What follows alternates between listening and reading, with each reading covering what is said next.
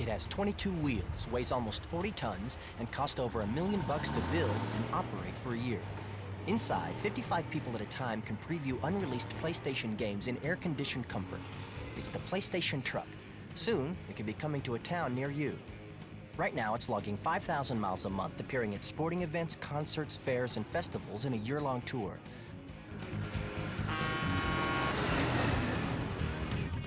What makes it all work out?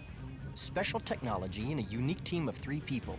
I've been driving the bigger trucks probably 30 years. Well, it's the smoothest ride I've ever had because of the additional axle on the trailer. I got lucky and got 2 good guys to work with. We got a good thing going, the 3 of us here. I'm 25 years old. I like what I do, and I wouldn't trade it for any other job right now. I'm 26 years old, going on 14. I'm a tour manager, and we basically run the truck. Setup at the start was taking about, I'd say, 6 to 7 hours with approximately about 5 people. Now that we've been on the tour for about 4 months, and we've probably got it down to about 2.5 hours on setup and breakdown.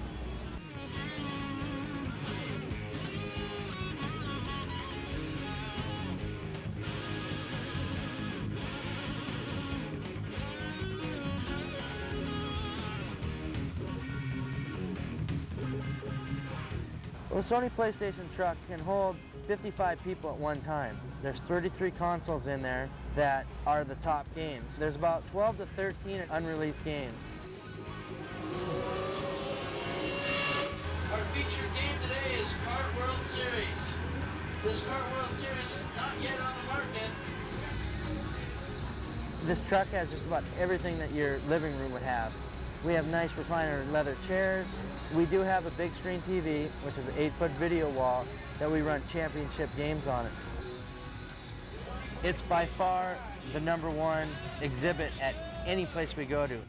People don't know exactly what we are or who we are, but as soon as they find out, everybody's there. The truck opens up both sides, boom, you get people, people, people, people. You gotta almost tear these kids' fingers off the controllers to get them out of there to let some of these other people in line. Our target demographic is, 15, 16 to 25, but, we get 5 to 50. I love this truck. This is a pretty cool truck, actually. Parents come up to, the front of a very long line and say, oh, my child's in there, I just have to get my child, we've got to go. And then coming in the truck and seeing that parent tucked away in a corner somewhere, just going at one of the games. It's got a lot of PlayStation games in it, for one. A lot of TVs, a lot of hookups. Sound system's great.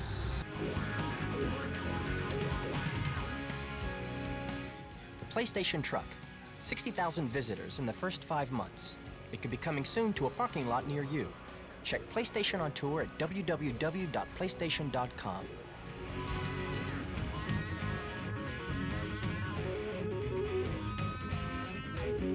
Yes, you too can board the PlayStation Truck. A truck where PlayStation is real. A truck with PlayStation prototypes! Yeah, it's a prototype truck. They interviewed a trucker just to say how good the truck was. He was all like, "Oh, it's got an extra axle. I guess that's cool." It's good truck. My favorite part was the guy. I'm already excited about this. My favorite part was the guy who they obviously just asked him, "What do you like about the truck?" And he was like, "Well, it's a truck. It's got games in it. Cool sound system. Yeah, good truck." I like the child that was had the blur effects. It was banging on the truck, and then the child behind him being like, "Stop, stop!" Everyone was excited about the PlayStation Truck. Kids were skipping school just to board the PlayStation Truck, hitch a ride across the country. We were all running away to join the PlayStation Truck. Families just devastated throughout the 90s because of that horrible, horrible truck. Terrible truck. Hello, everyone. Welcome to Mascot Friday. This is a very, very special edition of Mascot Friday. We're going to rank the 3D Mascot platformers. That's right. Oh my god, it's finally happened. Yep. With Sonic Adventure already done and dusted, we have opened the floodgates. We are going to rank all the 3D Mascot platformers, starting with 4 tonight. 4. We got Jumping Flash. We got Croc, Legend of the Gobbos. Oh. We have Spyro the Dragon. And we have Bubsy 3D. No, we don't. We'll see if we have time for Bubsy 3D. He's not essential. So I wanted to do something silly tonight because this is a very special episode where we have to teach a difficult moral here on TV. So Alex, there's a video on this disc I want you to see. Oh, God. I was researching this disc earlier to see like if there was anything to show before the show, but I want to watch this with you. Okay. I think this will be good. I think this is something we all want to see. I feel like I'm going to... I have... Oh, no. Yes! Are you ready for this? I did not mean... I am not ready. All right, make sure the volume's up so everyone can hear what Todd has to say. He's the creator of Spawn, you know. He is. Yeah, we've seen him here on the show before. And now we're gonna get to hear more of his wisdom. Frequent guest of the show, Todd McFarlane. Here he is.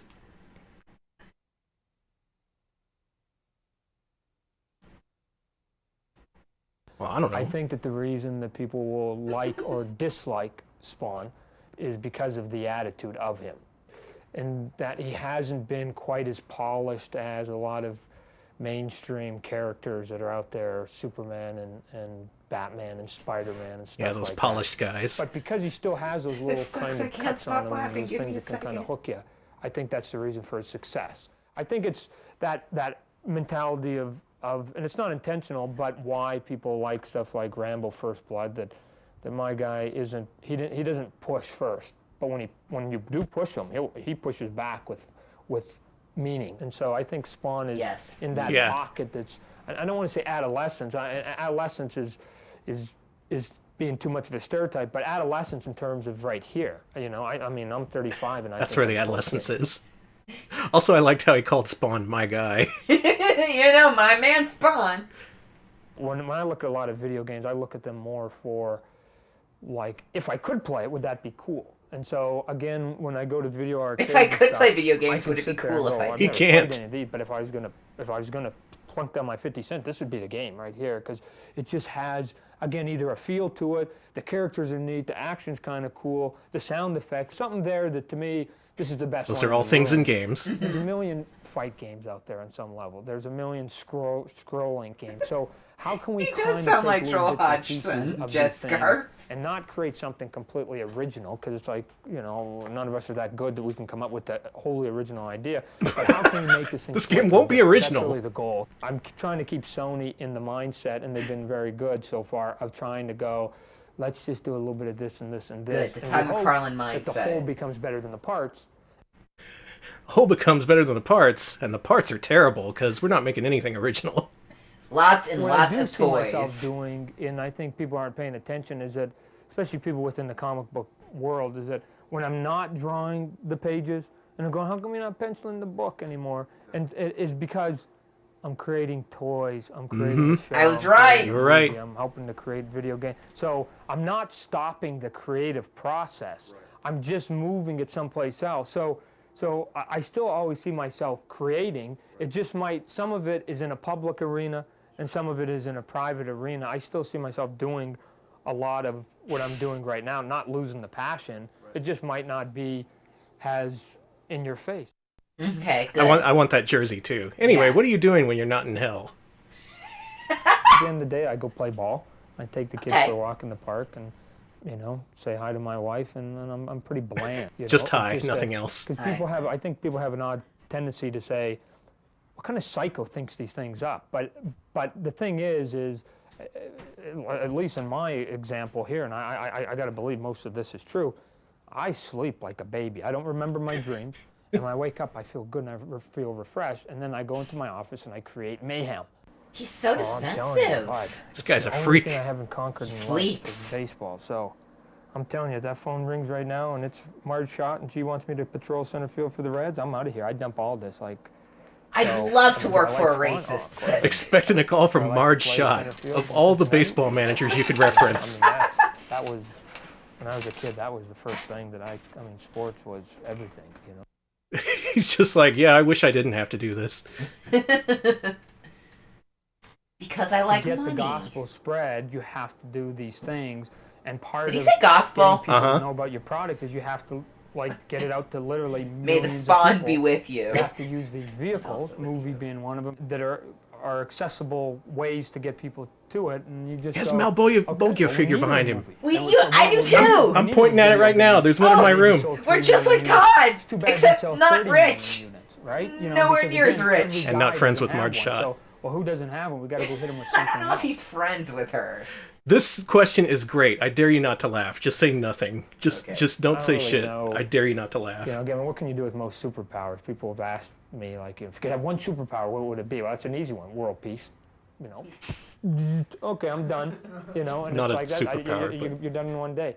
But anything less than that, is kind of like, well, what are you gonna do with it? I think if I had superpowers, I don't know that I'd save anybody from bank robbers. I'd probably just make sure that I took care of all the little personal things in my life.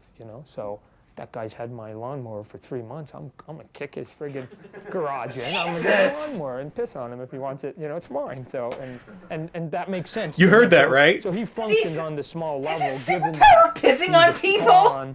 Pissing on him if he wants it. In a chess game called Armageddon between heaven and hell. Okay. So here's the big thing, but he doesn't get it. It's too much for him. But he gets the little personal stuff. All the other stuff that Daddy's heaven and talking hell about is pissing kind of again. throwing down upon him is just noise, and he just wants some peace and quiet. Last question. What are Spawn's goals, and what are your goals for Spawn? Again, the original goal was to have Spawn become a household name, but the real answer is to have Spawn become a half a household name. And it's the guy upstairs that's got the music blaring that gets it, that's like going, and so that's the half of the house we got to hit. Yeah, he counts as half a It seems like house. everything's kind of being shot down to this kind of 5 to 9-year-old mentality. And to me, I don't really want Spawn swimming in that pool. I just think that once kids hit adolescence, all they really give them is really maybe some music and video games, and that seems like to be the only thing we really target at them. And so. Yeah, no one's Why ever can't there be targeting something tweens. out there? Why can't there be the equivalent of an MTV character out there, which is what my guy is, that mom and dad doesn't get it. Dad gets it. I'm going to tell you right now. Dad will get it. Dad just won't endorse it when mom's around, right? So mom won't get it. So she's not going to endorse it. Dad just goes... Yeah, mom's more about evil Ernie. Yeah. Mom's more of a Lady Death fan. There you go. Words of wisdom from our pal Todd McFarlane, who, upon being asked about Spawn's superpowers, answered, well, if I had superpowers, I would kick that next-door neighbor's ass and piss on him. If he wanted. I have some theories about that. Like, was he referring... Okay, no! was he referring to something that was cut from the interview? Like, maybe they were joking about pissing on something? Or did he just bring it up out of nowhere? Or... I may never know. We'll consider these questions as we play and rank tonight's games. Let's start with Jumping Flash. I just go over and kick his ass and piss on him if he wants it. PlayStation Underground. Start this. You can't start the stream with that though, Danny. Why not? It's a special episode. We had to bless it with our hero Todd. I'm telling you, if I see any more Todd McFarlane interviews on PlayStation Underground, we are opening more shows with that. God, maybe one of these days I need to do a stream again where I just show off a video and I show off that how to draw Spawn VHS tape. Oh, that's a good one. Yeah, we do actually have more Todd content, so look forward to it in the future. We have so much Todd content. Todd tent. Todd tent.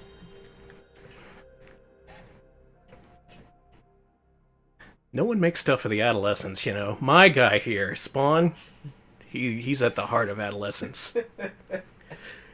Anyway, this is Jumping Flash. Potentially the first 3D platformer for the PlayStation. Japanese version, because that's the only one I own. One sec. It's not... The signal's not there. It is.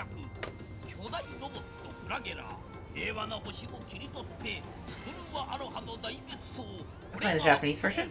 Yep. Cool.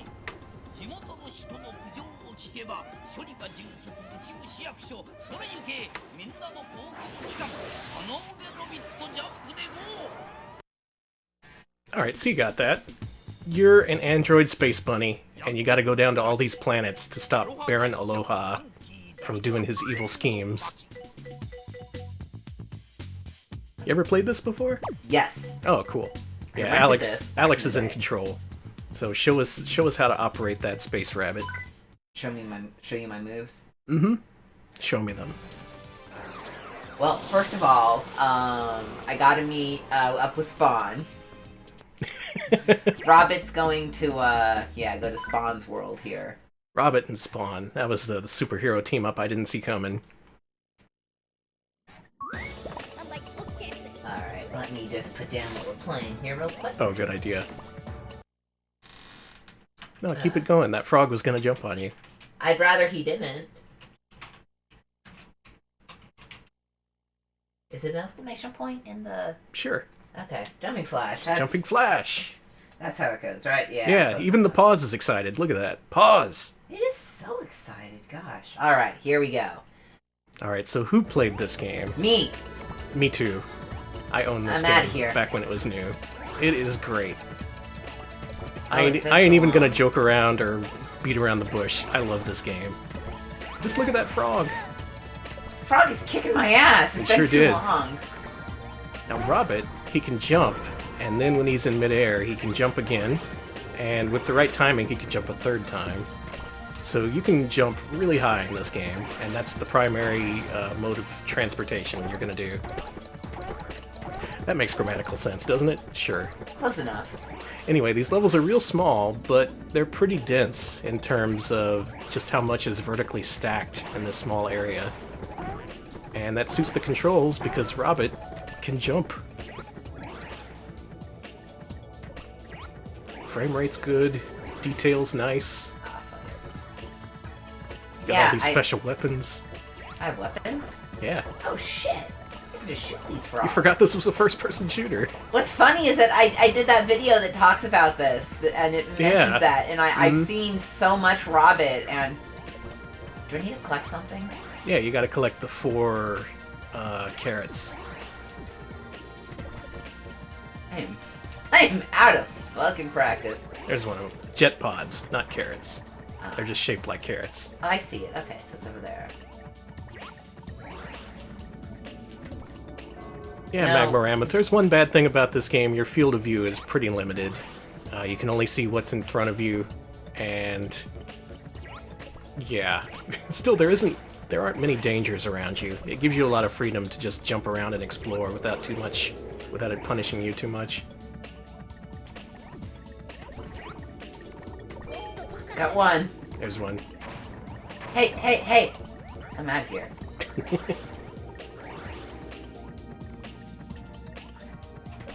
It's just the sense of mobility this game gives you that I like, because few other games I can think of give you that much freedom of vertical movement at any given time. And there's a lot of different things you can stand on to get greater height. You can also just shoot frogs if you want. Listen, sometimes you gotta shoot frogs. True. They have little top hats. I know. I think it makes them look so cool. But you know what? They're not that cool. I'm sorry to all the frogs out there. That's not fair. No, right. As the chat mentions, yeah, you just kind of have to look around using your own ability, since there's no right analog stick to look around. Also, not a game for the faint of heart. You can notice by Alex screaming when he fell off an Not edge. screaming that bad.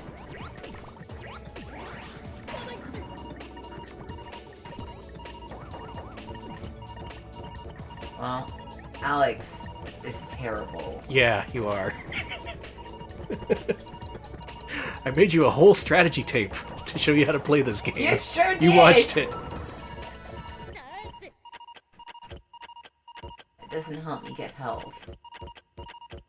It's around. Alex is dying. Please help.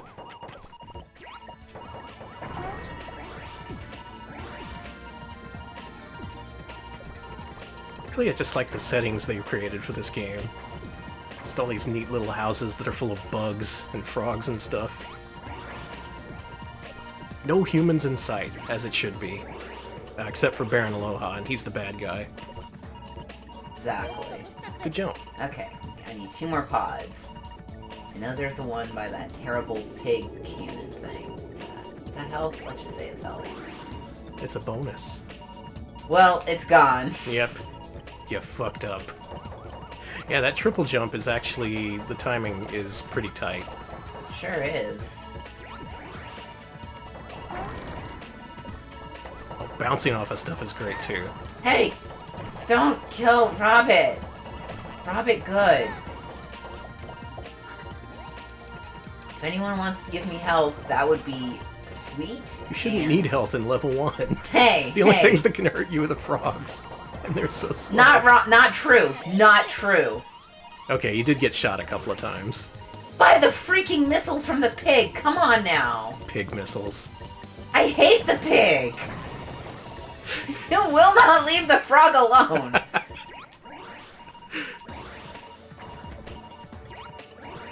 Is Mirror's Edge a mascot platformer? You know what? I think it might be. I died. Give me that. No. How dare you? No. Screw this. Screw this. Alright, show me your expert playthrough then. I will show you my moves.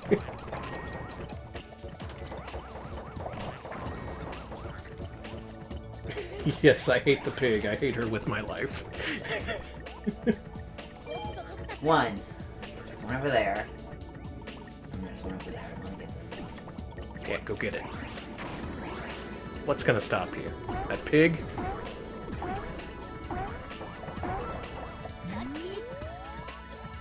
There you go. Yeah, the pigs have health, I think.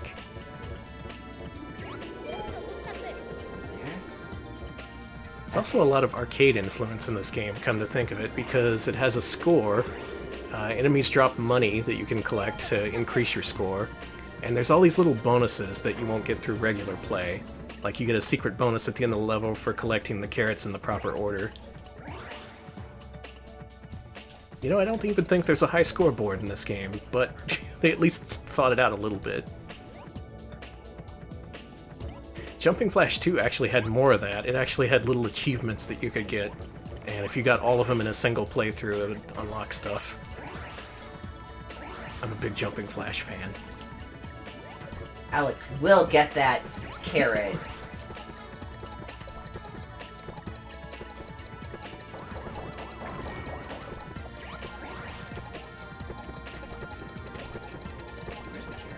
This is just a PS1 sounding soundtrack too, isn't it?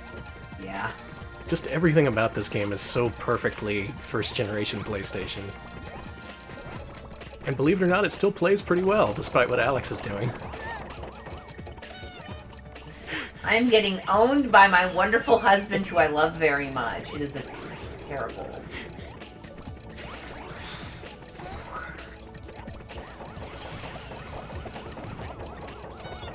I am in epic rage mode right Yes, now. you are. Just hand it over. No, there's one more carrot left, and I have to have it, or else I will lose my credibility as... Alright, Alex's gamer credibility is at stake here.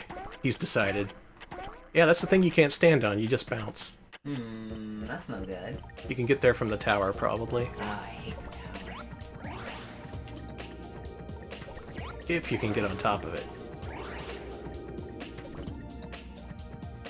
And the sad thing about this game is, this game's great, the second game's great, and then that's pretty much it.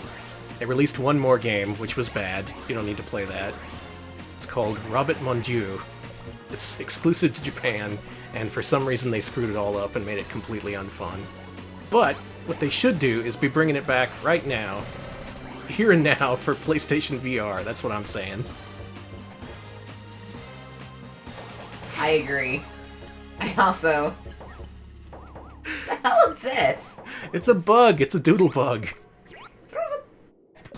It can't even hurt you. It's running away from you. I want to jump on it. It's just pushing you around. I like it. Alright, you're gonna live in this world forever with your bug friend. Thank you. We've reached the happy ending.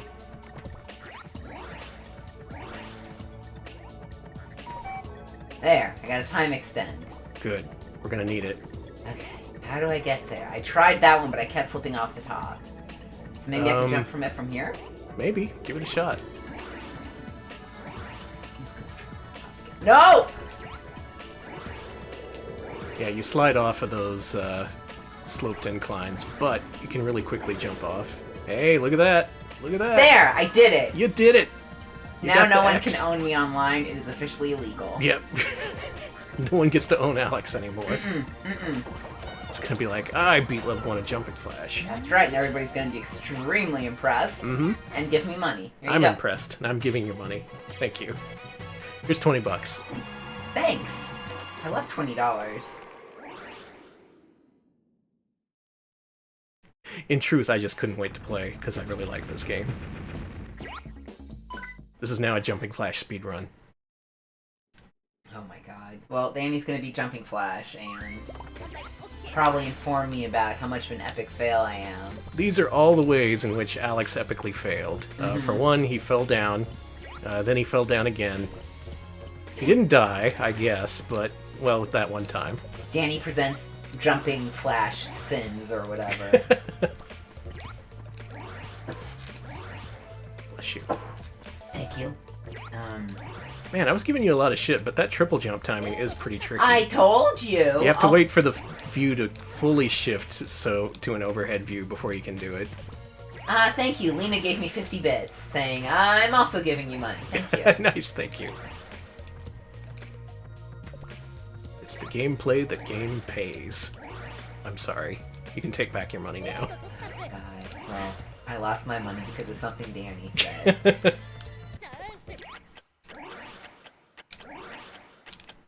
What else is there to say about this? I love it. It's a very simple design, but very effective. It's good.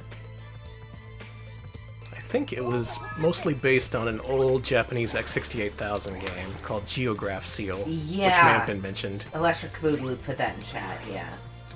That was from the same developer, and it was more of an arena combat game instead of, like, a focused platformer.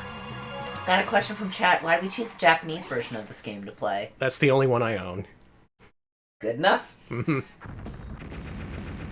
I used to own the US version, but now just this one.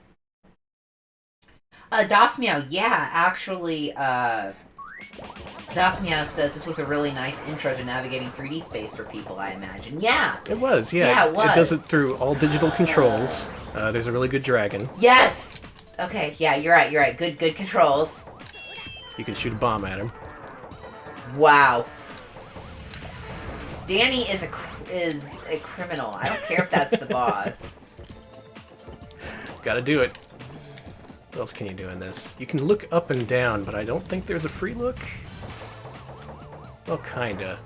But yeah, no, this is a really interesting... A lot of the earlier 3D games had some interesting mechanics to introduce you to navigating these spaces, and to do a plug, we go over it in our latest video. That will be released. This is a nice coincidence. Because, yeah, we covered Jumping Flash in our first episode of N64 Chronicles. Out now on Patreon. Yes, actually. And out on Monday. It actually made me think... I was asking Alex if I'd played this on stream, like, extremely recently, but he was just like, no, that was that one playthrough you did for the episode. Yeah, you recorded, like, an hour or so of footage. I didn't even need it. It was on screen for, what, a minute and a half? Yeah, but that's what we do. It's the thing. What you may not know about the production of our not our longer, but our scripted stuff is that... Oh, wait, hold on. I want to see this.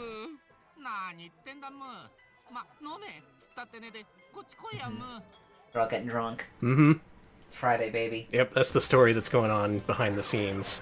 The little moos we're trying to save, they're just all getting drunk. Anyway, off to Egypt. Yeah, Danny records hours and hours of footage, and very, very little of it goes into the show, but we record a lot of footage. I have fun, that's what matters. Yes. And I, as the editor, have to go through all that footage! Oh yeah, that makes things more difficult for you, I guess. Yeah, it's actually not so bad. I'm glad to have the footage. It's just... I'm just like, that's why, if you're ever wondering why the episodes take so long, I do a lot of footage picking, yeah. There's a lot of B-roll. Oh, there's so much B-roll. One of these days we should just release our B-roll. That's a lot of footage. So, I don't know, maybe someone can use it for their videos, so they don't have to take, like, 20 hours of B-roll. Never. Okay, we're gonna hoard it? Yeah. Okay, we're hoarding our B-roll. My footage is precious. What if someone else was claiming to be playing Jumping Flash, but really it was me? What if someone else was claiming to be playing, God, Cosmic Race? What's this thing? It's pushing me around. Half the fun in this game is just looking at all the weird bug creatures and shit in these levels. There's a little bug. Oh, I think this is actually a dung beetle. He was pushing around a bomb. I just like how all these designs are so cute despite the fact they're made from like 5 polygons. They did what they could, and this game still has a ton of character. You know what, the opponent, that's a really good point. Next time we should include every single moment of B-roll in our thing and call the unrated and out-of-control version. Yep, it's gonna be 8 hours long and completely unwatchable.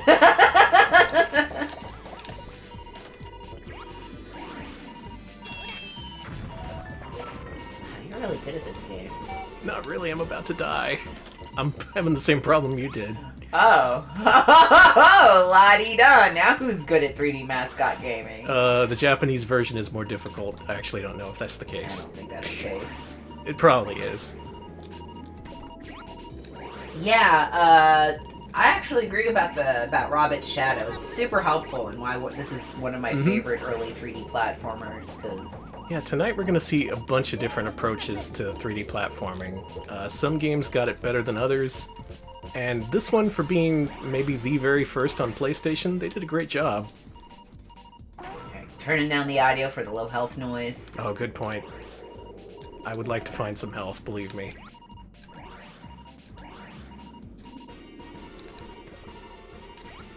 Bonus time. There's probably some health in here. At this game, the choice to point the view downward when you double jumped, that was great. That gives you great degree of control over where you land and how you traverse the environments. Other games we're going to play did a similar thing, but weren't quite as successful.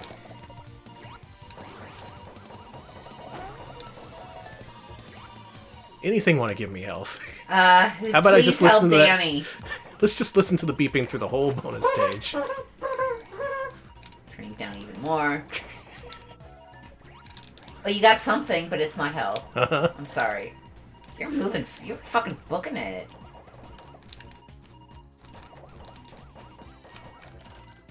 It's Robin's birthday. Aw, happy birthday, Robin. How old is Robin? 55.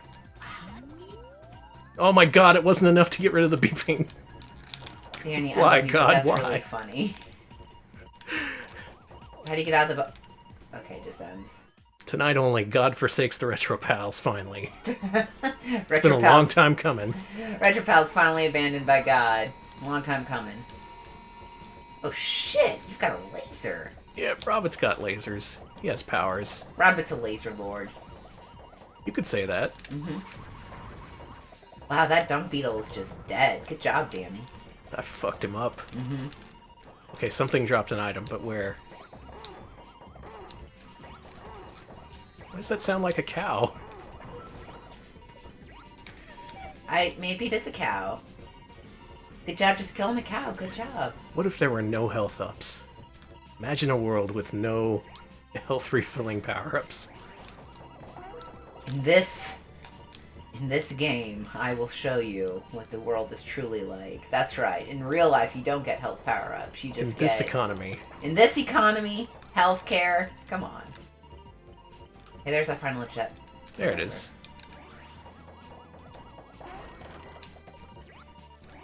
Gonna have to do this business again. Okay, one of you dropped health. No. No! What? What is happening here? This game is designed in such a way so that it would ruin a stream 23 years later.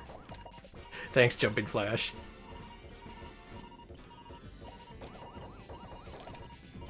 Oh, they got the Sphinx here. Oh, God. Check him out. It's got that dude's face on it. Rude. How dare he? Wait, is there something in here? No, maybe not. Do you have all the pots? Mm-hmm. Okay, just looking for the exit. Oh, yeah. Yeah, it marks stuff with waypoints, but you have to be pretty close before they show up.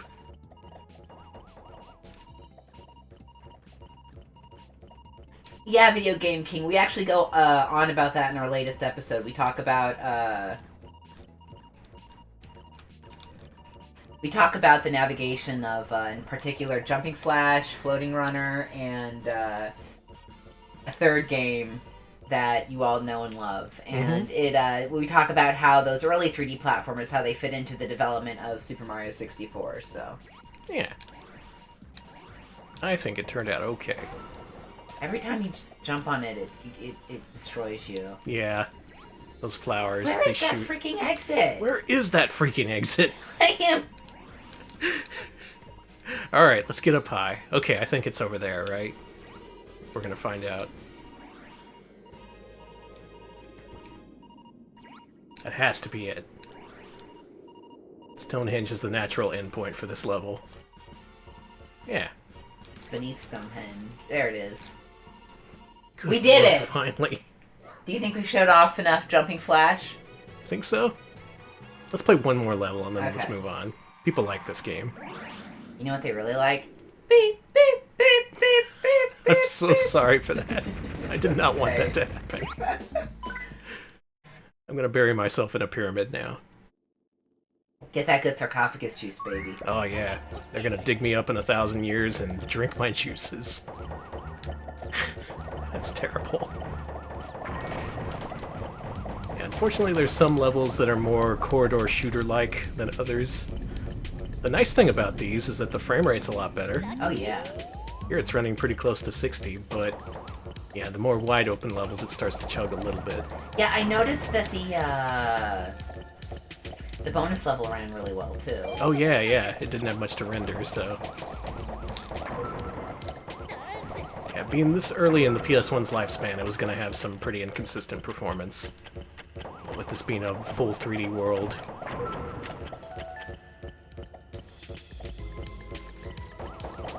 Still, the amazing part is that it's just so much fun, even today. Like, what the hell? This game holds up extremely well. It does. It's a mixture of the aesthetic, the controls are pretty capable, and really just a pleasant game in general. These levels aren't too long-winded.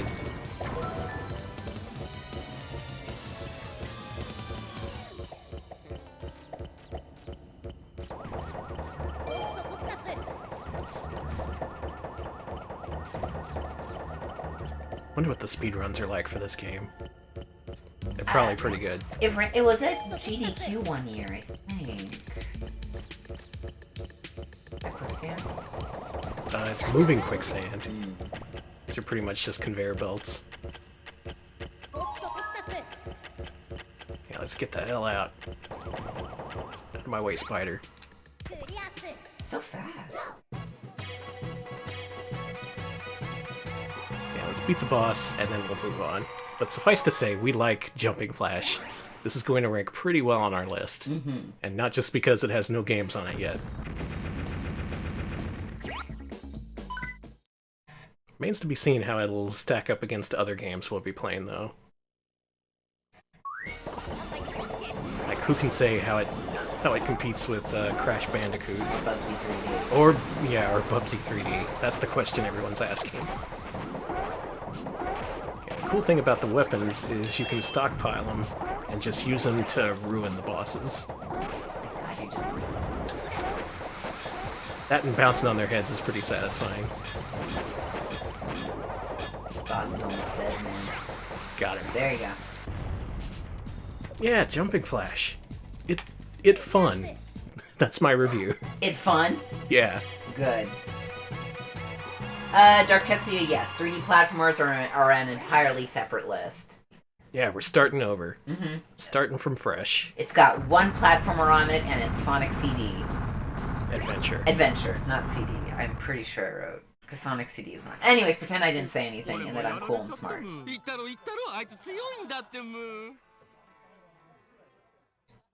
I forget if these scenes were in the US version. Did they take them out? I thought they were, but I could It's been a also while be- since I've played it. Yeah. You seem pretty pointless. Oh, it's the amusement park level, but we gotta move on. We do. We got bigger and better things to go to, like... What do you say, Croc? You up for some Croc? Yes. Sorry, everyone's quoting you saying it good. Hey, that could pass for a review back then. The standards were not very high. Like how EGM once printed a review that was just the words, "Just another karate game." 4 out of 10.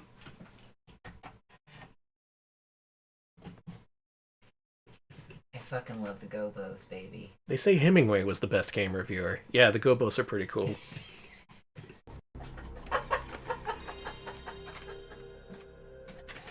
What a sentence, Danny!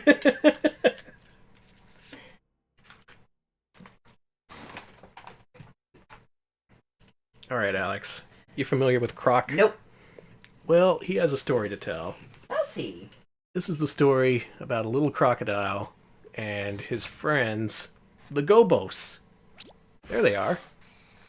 It's made by Argonaut, the Star Fox people. That's cool. And supposedly this game rose from the ashes of a failed Yoshi's prototype that they were making. I don't know if it was Yoshi's Island or just Yoshi, but they wanted to make a Yoshi game. And Nintendo said no, so he became Croc. Oh, that's a damn shame. I think you'll like Croc. He's pretty adorable. One day, on Rainbow Islands... Wait, that's a different game. Oh, they've all got rare eyes. Yeah, everything's got googly eyes in this game. I think Argonaut's a British developer, so that checks out. Oh, they just abandoned Croc? Yep, a tiny baby. Croc the baby Moses, discovered by Gobbos. Oh. One thing you'll notice about the Gobbos, they're made of sprites. Like, they are. Yeah, like their eyes and legs and tail, I think, are polygons, but the rest of them is just a sprite. He's big now. Well, he's a teen. Teen Croc. He's gonna go watch some Spawn. Gonna read some Spawn comics. Look at this guy. Look at his fingers! They gave him fingers! Oh my god. Such extravagant use of polygons.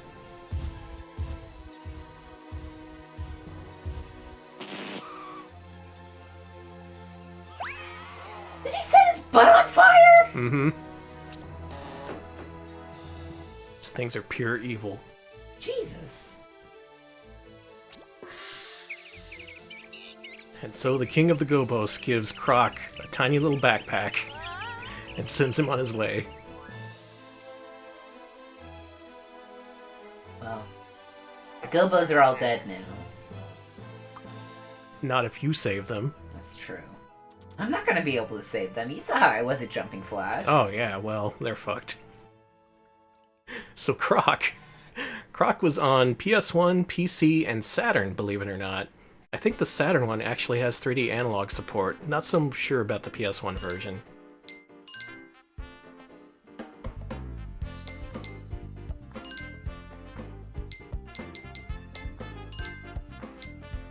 Do you want to delete your saved game? No, we want to return the main menu. Technically wanted to make the game easy, but I'm just gonna start it.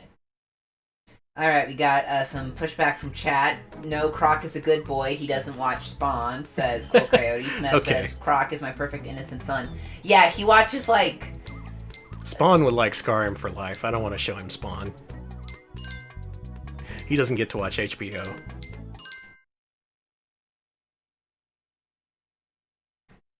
Alright, opinions on his lone tooth. It does separate him legally from Yoshi, so I think it's good. That's true. Yoshi does not have that tooth. Oh, no. And here is Croc, a very, very early 3D platformer, so it has pseudo-tank controls. You push up to go forward, and left and right to turn. You can push square to whip your tail. You also got a butt stomp by double pressing X. Oh my gosh, I do not like early platformers. I'm so sorry.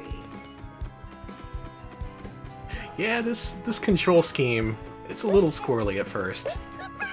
But I think it's better than you would give it credit for.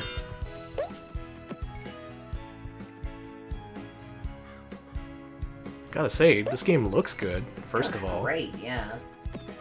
And it actually does something interesting that other games don't, that are, you know, in the same genre. Other games that will go unnamed for the time being presented these really large worlds that were just like devoid of detail. These games would use like big checkerboard environments where everything looked the same. I know what you're talking about. No, we're gonna call it B3D. I mean, no, that's too close. We're gonna call it Bubsy S. There you go. No one will ever know. Anyway, what this game does is it adds a lot more detail. There's a lot of textures on the ground and walls and stuff, but the level segments are really tiny. Like, look at this. This is the entire level you're seeing right now. Just that space in front of you and behind you. Croc is really good. Like, he's very cute. Yeah, I like the way he grabs ledges with his mouth. That's what that tooth is good for.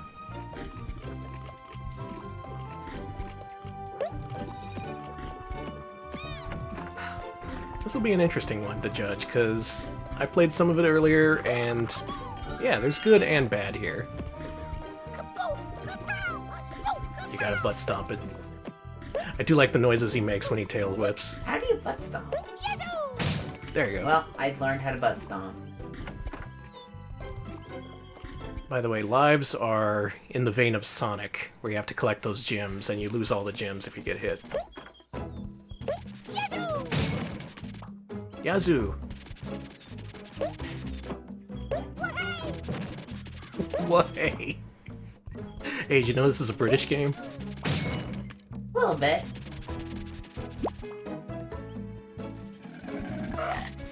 Wow. Wow, no thank you. Wow, got some drama going on here.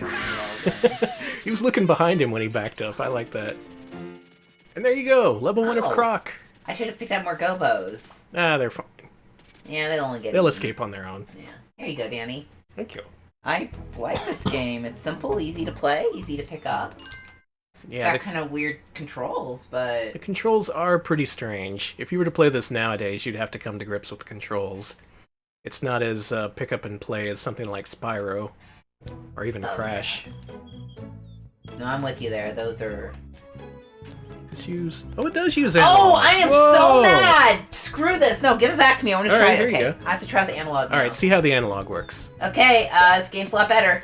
Yeah, he's still a little bit... I don't know how to describe it. He gets away from you a little bit. He does, but... Oh my god, he does. You can't move him with pinpoint accuracy. But this is absolutely better with analog, I just want to say. Man. This is 1,000 times better. This is like early 97. How did they even... I didn't think the dual analog came out until like 98 or 99. I guess Croc is just that cool. He's a trailblazer, this Croc.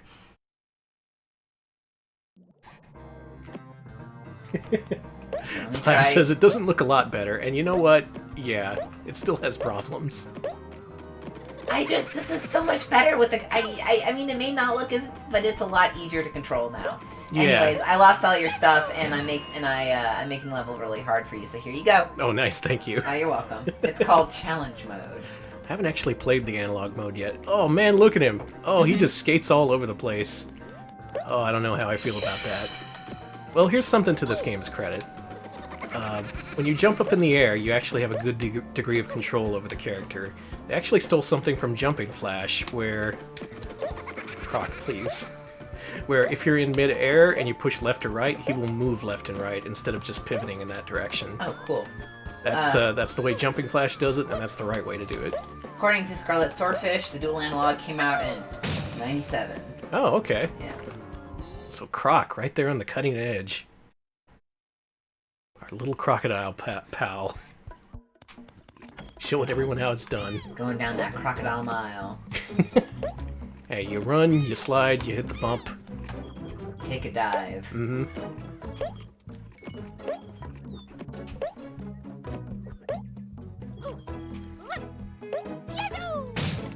Yeah, if someone you know doesn't know the full lyrics to Crocodile Mile, don't marry them.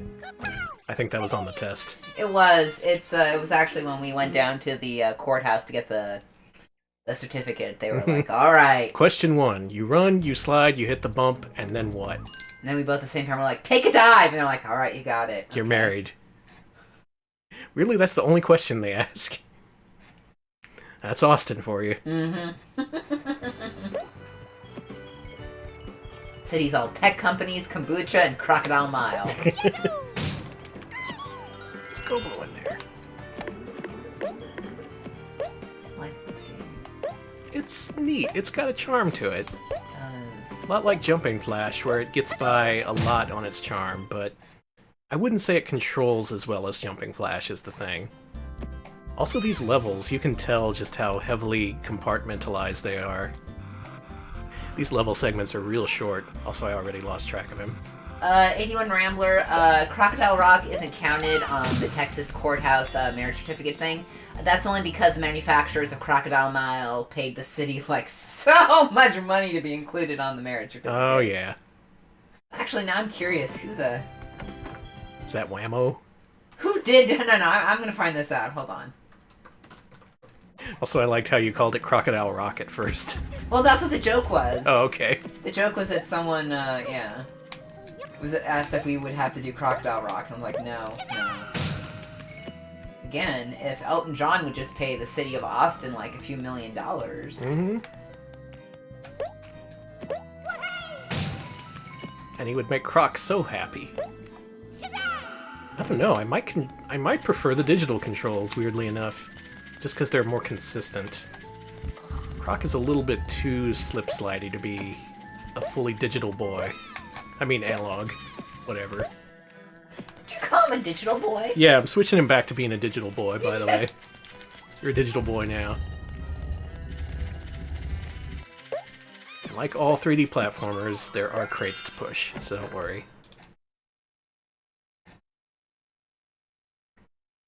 You at the Crocodile Mile fan page? Yeah, Is that what that is? Okay, but it doesn't tell me who the fuck made it. Why? Totally90s.com. Sorry, totally-90s.com. eBay, will you tell me who made the Crocodile Mile? Empire. Who the fuck is Empire? They built an empire after Crocodile Mile. Probably did. All these levels have a jewel door where you need to collect 5 jewels to get in. I don't know if we're gonna do that tonight. Oh, there's where that other key is. But these levels have a surprising amount of stuff in them, considering just how small these level segments are. There's a lot of back and forth, like that key there, I think unlocks something at the beginning of the level.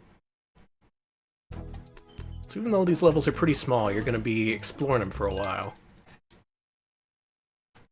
It's decently fun. Yeah. I'm enjoying Croc. I can't find who made Crocodile Mile, like, the actual manufacturer, so... Is it not on Wikipedia?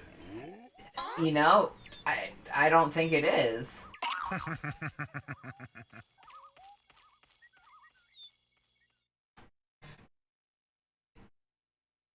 Look at him go. Yeah. Him and his little backpack. Oh my god, there's bottomless pits now. Yeah, I'm going digital for sure.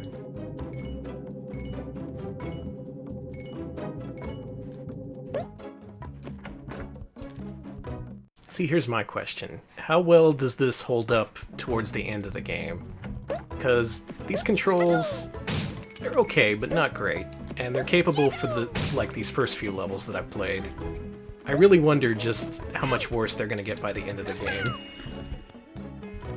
Well, Crocodile Mile has no presence on Wikipedia. My god. Oh, one thing I forgot. Look at this. You have 3 different views you can choose from. Oh, cool. And that helps with jumping, like, a lot. Yeah, this furthest away view is probably the best way to play the game.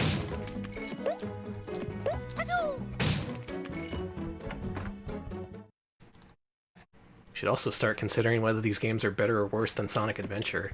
Is Sonic Adventure going to be our middle? Because I don't know if that's fair, because that game is way too good. Yeah, it is for game. now. Okay. Earlier in the Discord, people were suggesting we use Bubsy 3D as the new middle. It's too terrible. It's too... Well, let's not spoil it, but Okay. It's unsuitable for that purpose, let's just say. It's a real shame. That would have been really convenient for us. We could just reuse the Angel and Devil Bubsies. And the less work for me, the better. Ah, I love having this. Who is this guy, though? Just some dude. Who? They got like a star in their belly? It's one of them Starbilly I sneeches. gotta be honest. You're not. I'm only allowed to be the dumb dipshit who references Dr. Seuss, not you too. We beat him, I guess. Nice. He just stopped moving. We're gonna become his friend now. I hope so. Oh, yeah, we are. Who is Tootie the Feeble? It was a duck that became a man, and now it's happier because it's not a man anymore. Do you blame them? Yeah. I'd rather be a duck. Ram is Tootie the Feeble. Scarlet Swordfish. What is Tootie the Feeble? Everyone's Tootie the Feeble. Is this like Spartacus? Fork says Glover might be the middle-of-the-road mascot platformer, and I think you may be onto something there. Oh, I think that was the guy whose ass we just kicked. They were Tootie the Feeble, which is the most British-sounding thing I have ever heard. Totally. That duck is named Tootie the Feeble. Control a character who goes wah-hey, and we just beat Tootie the Feeble, and everything has big googly eyes. According to the Croc Wikia, Tootie the Feeble was a small yellow duck, but he was transformed into a bird-like monster by the evil wizard, Baron Dante. Mm-hmm. He lives on Forest Island and only appears in the level Lair of the Feeble. Thanks. Well, we changed him back. He's better now. His weakness is that he runs out of breath. That is what happened. Well, I'm trying to look around, but Croc only wants to look at himself. It's a little vain. A little bit. If I was... Just let me look all the way around. You don't need to... Croc, there's a thing up there. Croc, for the love of God. Oh, it's a too high platform. Well, let's go out again. Let's try the analog controls again. Okay. Since they are there. Oh, Tootie the Feeble has his own entry on the Croc Wiki. Yeah, that's what I was reading from. I'm also told this other thing that sounds so fake, I have to... You could say that enemies are named anything in this game, and I would believe you. Swipe Swiftly, the swordsman from Vermont. That sounds fake. But the thing is, I have a feeling that's not fake. Probably not.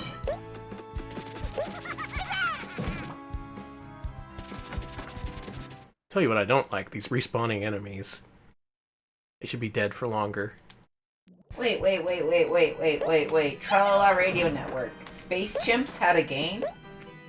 Yeah, for Xbox 360. You are lying, really? Mm-hmm. Hold on. And Wii, I think. Is it based off the TV show? Probably? Well, hey, I'm already stuck in this children's game.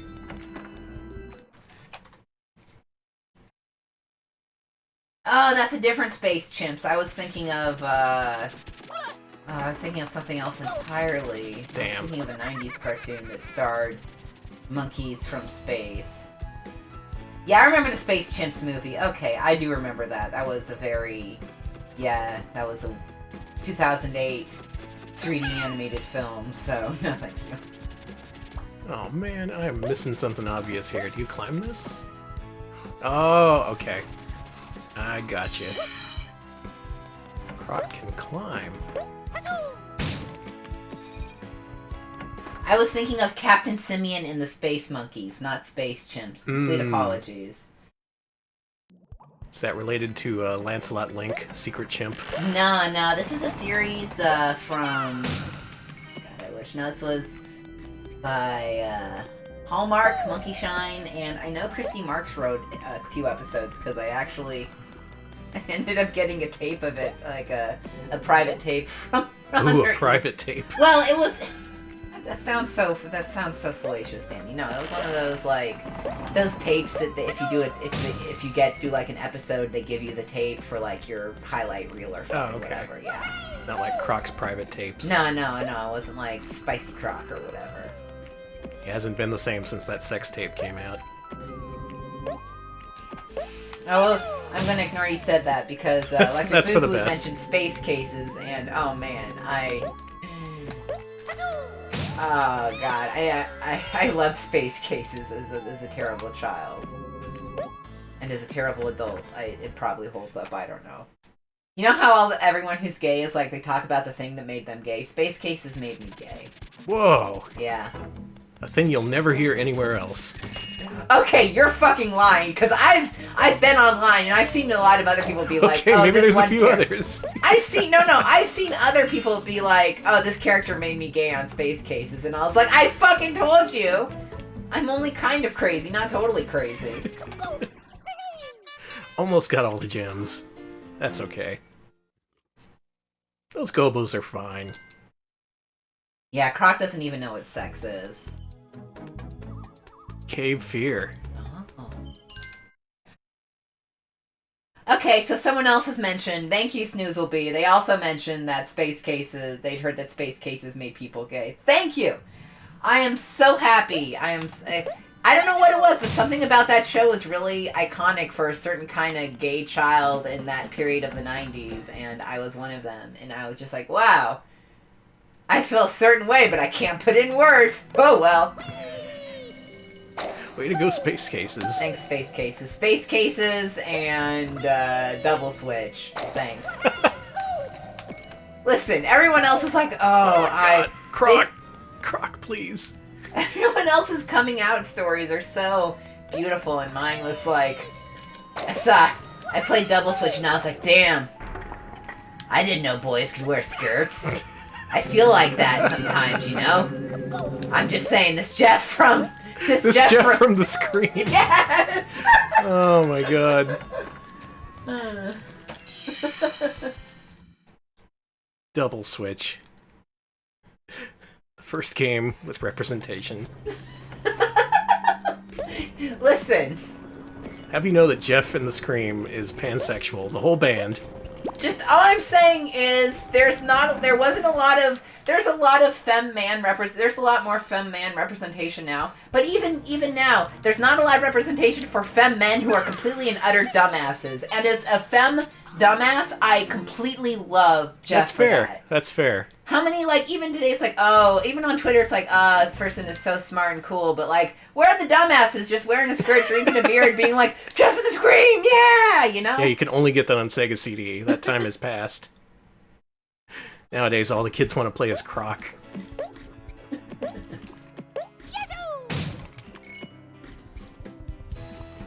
Doing all their favorite Croc dances. Alright, someone asked about Space Cases. Let me find Space Cases on Wikipedia.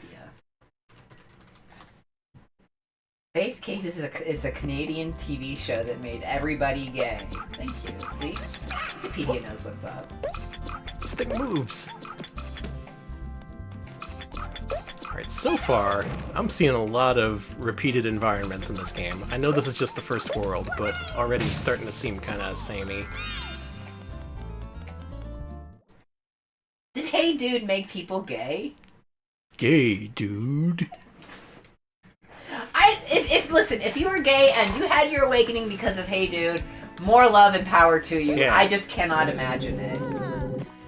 I'm with Blab. Hey Dude seems like it would turn kids straight. Croc just fell over. I think he's had enough of our discussion. That's Croc, Legend of the Gobbos. I don't know about this one. I bet a lot of kids had fun with this game. Oh no, there's a game over scene? Oh, Croc. Come back, Croc. I'm sorry. I didn't mean what I said. You're a good mascot. You had a sequel. Some kids remember you. Okay, not many, but... I'm sorry, I'm not helping. No, Uzi, you're right. Croc just found out about gay, and he's walked over to discover himself. Croc watched an episode of Space Cases, and he's got a lot to think about. Well, Croc, you've started on a long journey. But we need to move on.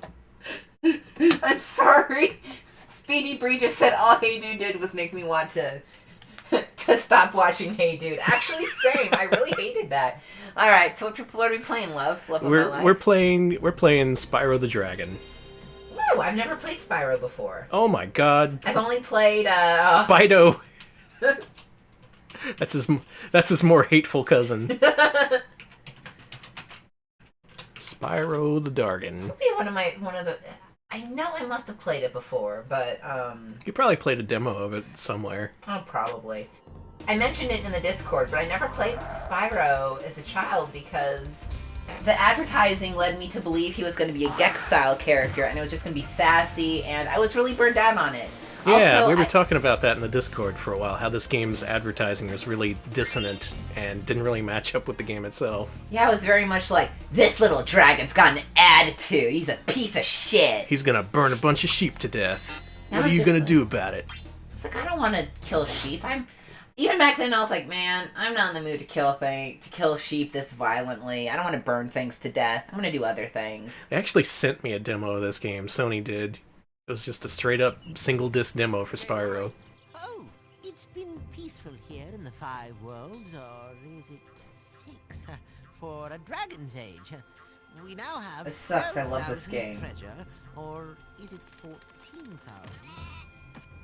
What about this Ganasty Gnorc character?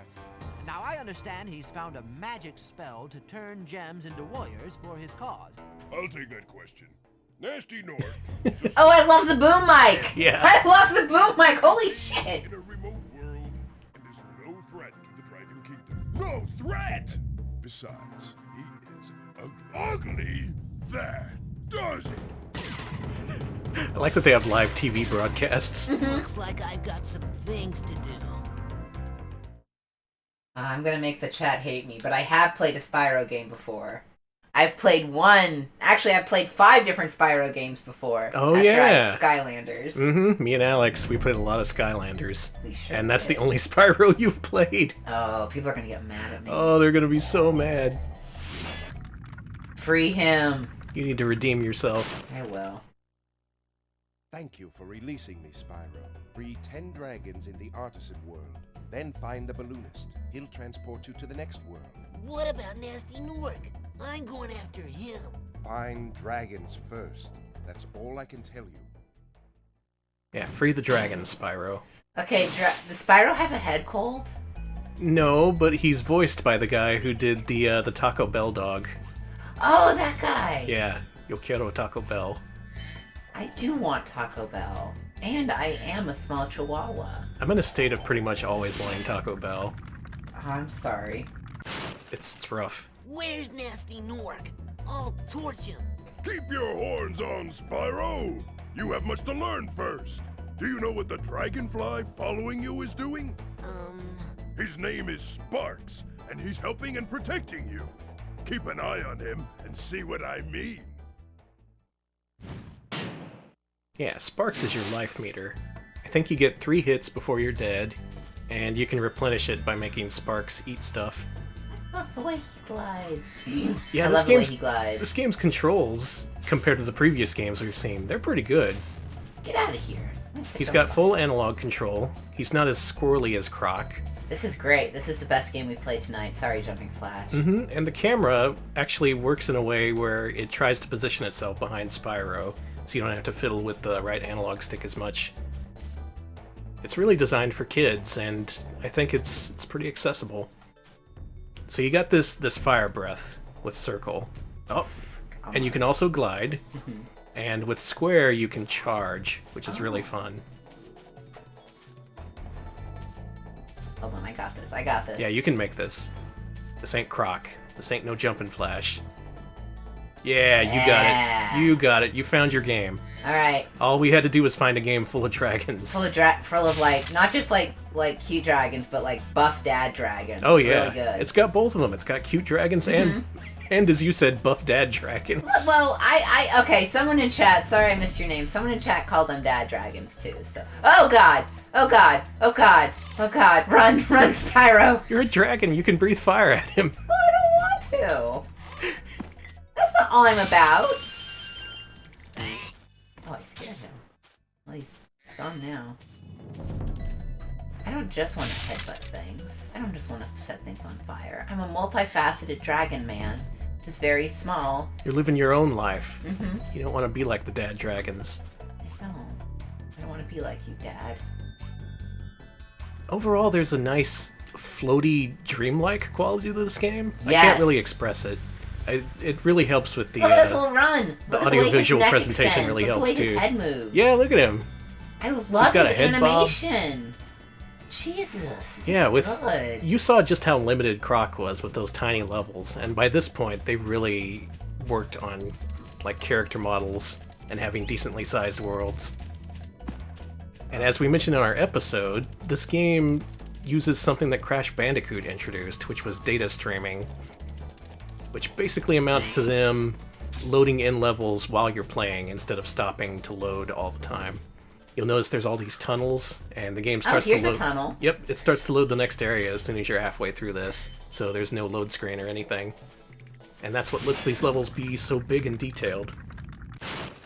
Hey, Spyro, press the jump button twice to glide, and don't be afraid. Afraid? Of what? Falling from high mountain peaks, plummeting into prehistoric glaciers? Oh, that.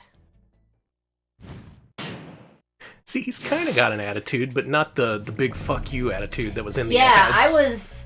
I don't know, I had just been burned out on attitude games to the point. I was also really deep into my anime phase, so I still like dragons. Oh yeah. But I was like, Don't get him wrong. Still loves dragons. Oh yeah, I never stopped loving dragons. I never left my dragon phase. I pretended I did, but I was lying. You're just being untrue to yourself, your dragon self. It's true, actually. You gotta be true to your heart. Alright, let's go this way. And I guess you could say that this game is more relevant to modern gaming than anything we've played so far because they're making a remake soon. In fact, it was recently delayed. You know what? Everyone hates that shit, but you know what? Good for fucking them. Don't rush. Don't rush to meet deadlines. They were rushing the fuck out of poor Toys for Bob. Oh. On the other hand, I'm happy they still have work, considering that Skylanders isn't a thing anymore, and Toys for Bob are really talented. Alright, so you've entered one of the larger worlds. What you did was the equivalent of walking into a painting in Mario 64. Well, I set the chicken on fire. Mm-hmm. You can do that. I don't And they release butterflies, which Sparks can eat. Oh, cool.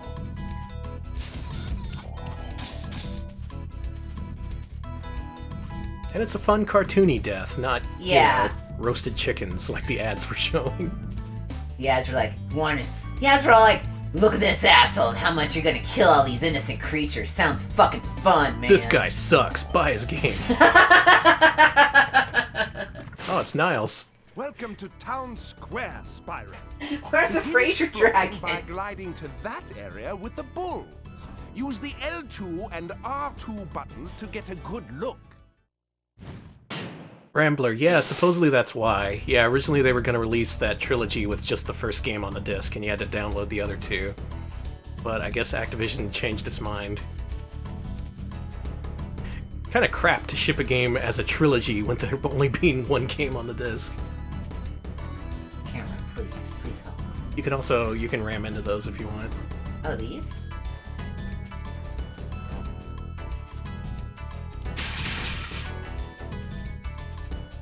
Keep trying to twirl the camera, but yeah, I don't want to get up there. Try.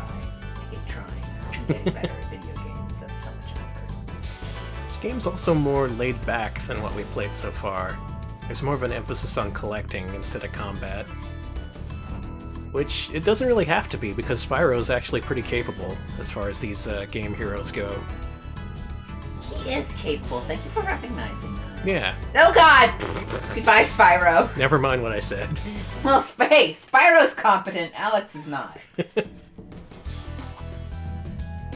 Alright, chat, I hope you're being good. I'm just assuming. They're being good. Okay. Everyone loves Spyro. Oh, good. We're being on our best behavior for Spyro. Oh, good. We don't want to be a bad influence. Spyro's like a ruder Tails, but still very not that rude. Yeah. Whereas Tails vapes, Spyro would not. He'd be like, that's bad for your lugs, man. I'm Bart Simpson, man. Oh, you think you can charge me?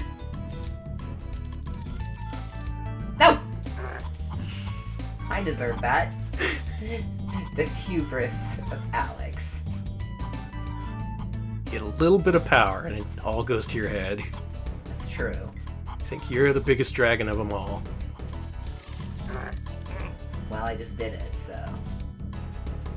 Yeah, now flame him. Flame him like he's on Usenet. I was gonna say... I'm in his Menchies, calling him all kinds of shit. Yeah, there you go. There, thank you. Hey, I don't know if I'm gonna give this controller back, because I like this game. It's fun, isn't it? Uh-huh. Just the way it controls is a delight, much like Mario 64 is. Can you breathe fire on that? Oh, maybe not. I'll figure it out. I'm an intellectual. I'm a thinkfluencer. If I remember right, I think progression is more tied to the gems you collect instead of killing enemies or bosses. Like you unlock later levels just by collecting gems. You can glide over there, probably. Yeah, so yeah, there you go. Ah, this game good. It has a good flow to it, doesn't it? Yes, That's it something really you can't does. really put into words, but... No! Spyro! God! No! My man! Oh. Maybe you can tell just by watching us play this, opposed to Croc, but yeah, this controls way better. Oh yeah, that's where you can save. Cool. Alright, I think you should play. Thank you. I've been dying to play this. It's good. Oh, this controls so much better than Croc. See, the thing I like about this game is just running. It's real fun. I don't know why. Something it's in the way they lower the camera just slightly and put you down to his level. And he charges through everything. I love this game. They put a lot of attention into just how it feels, like, just to control Spyro. And I think that paid off. God, Danny's so good. Then again, the earlier games, they were probably just, like, trying to make it work to begin with. Spyro. I had the worst itch on the tip of my wing. Oh, did you know that you get your longest glides by pressing X at the very top of your jump? Did you know that? I figured that, but that's still good advice. These are good dragons. They care for each other. They do. They're building a very positive dragon community, and... They would have a dragon team here on Twitch. It's just called Dragons. Oh man! Oh man! If some furry doesn't do that, I'll be so sad.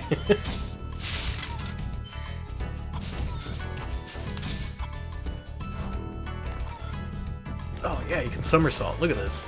What? What? I'm losing it, Danny. Oh yeah, the right analog stick doesn't do anything. You have to shift the camera with L2 and R2. Oh, you do? That's how you do it? Okay. Yeah. That's a little strange, but not for the time. That's pretty much how everything did it back then. Someone dug up an old Alien Resurrection interview a couple weeks ago, like the 2001 PS1 game, and they were all like, "Oh, this dual analog controls, they're horrible. You look with the right stick. It sucks." Spyro, did you see a man dressed in blue running around here? He's a thief, and he's stolen a dragon egg. You've got to track him down and get that egg. Run! Run! I'm getting a little winded. Krungo, I am imagining all the dragons. Oh, they got rid of the somersault for the later games, but why? Look at him. He could go on forever. I love him. Oh, I don't want to tell the Toys for Bob people to do more work, but if it doesn't have the somersault and you have an ability to program it in, which sounds very impossible, please do.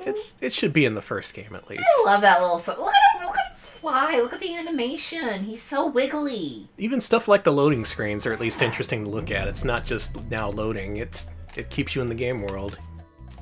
So much thought went into this game. It clearly just looked at all the other platformers and they were like, how can we fix this? I love this game. Blah.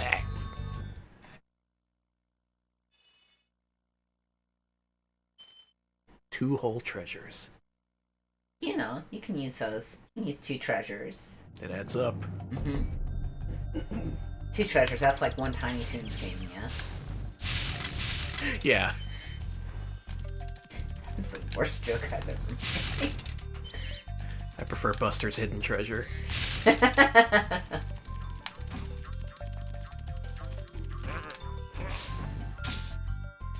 And And man, when putting together that video, I noticed just how much this game relies on tunnels. Look at this area, for instance. There's another area going over here, and over here, and they all have 3 different load zones. It's just such a clever way of doing it here on the PS1.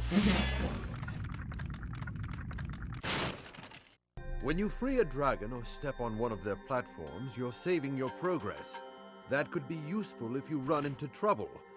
Not that you ever run into trouble, Spyro. Yeah, someone give Toys for Bob all the money they need to fight Stardock, please. Yeah, I was actually gonna... They are actually in the right. Was that a GoFundMe they had for that? I think they did have one. Yeah, you know what? If you can, it'd be cool. You know, if you can't contribute, maybe pass it around. But here's the GoFundMe for Star Toys for Control Bob folks has trying done. to get Star Control back. They've done a ton in the games industry that Yeah. nobody really. It's not really acknowledged. Like just the fact that they spearheaded the whole Skylanders thing, which was huge for multiple years. There was Star Control, which people still like today. Yeah. The Oh, music good. I'm stopped. glad you posted that. Yeah, I saw you post it on the Discord, Electric Boogaloo. Thank you. Oh, you can adjust the camera. Too. Toys for Bob's beef with Starduck. Starduck, I would recommend reading the article here, but Starduck basically are like, hi, you have to say there's a lot going on, but the thing that I feel is most egregious is they're trying to tell the people who created Star Control 2 they're not allowed to say they made Star Control 2. Yeah. I mean, there's a lot more egregious stuff going on that the GoFundMe goes over, but basically Stardock is not. And they're taking it in a direction they don't like. Yeah, and that's... And with them being the original creators, that's... Come on. Yeah, this is definitely an artist rights, like artist versus the boss type thing. It's not, yeah.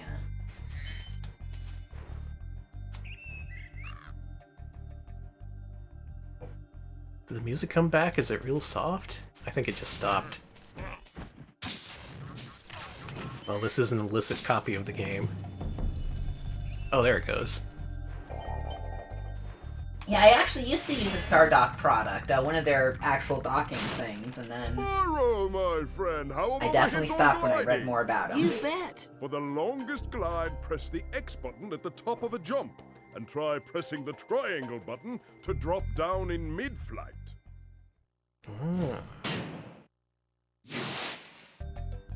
So speaking of pirated games, Spyro 3 does something especially interesting when it comes to copyright protection. Oh, what does it do? It would, like, legit fuck with people who downloaded the game. Like, it had a whole bunch of different triggers.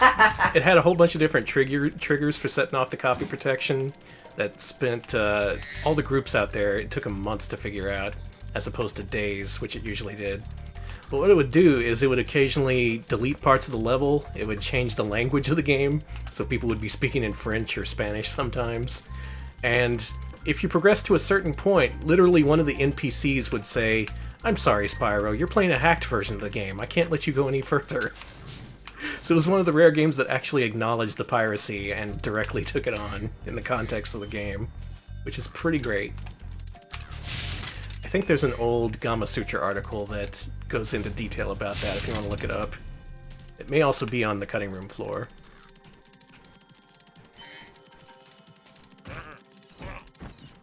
And yeah, chat's warning each other not to mention this thing on Twitter because they do name. Oh yeah, no, don't. There's so much stuff you can't even mention on Twitter without people name searching. It sucks now. No thanks. See ya.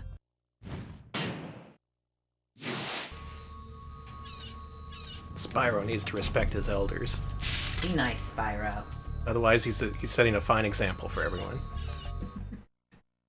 He's a Electric good boy. Electric Boogaloo, you are the smartest person on Earth. They do not have Twitter. Good. Good. Stay away. It's not worth it. You made the right choice. I say it's not worth it, and all my friends say it's not worth it, even though I've made a lot of friends on Twitter, and I've met some wonderful people there, but everyone who's on Twitter agrees as well. I'm sure some people like using Twitter still. Everyone's waiting for that new, better Twitter.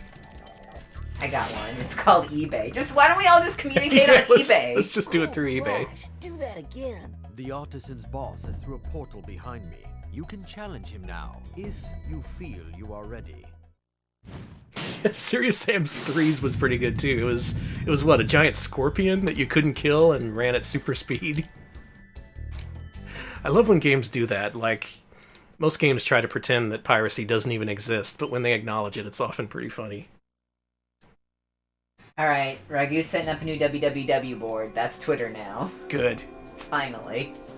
About damn time. I'm gonna do a somersault in celebration. Rolling away! He goes really fast when he does that, too. Are somersaulting strats a thing for speedruns?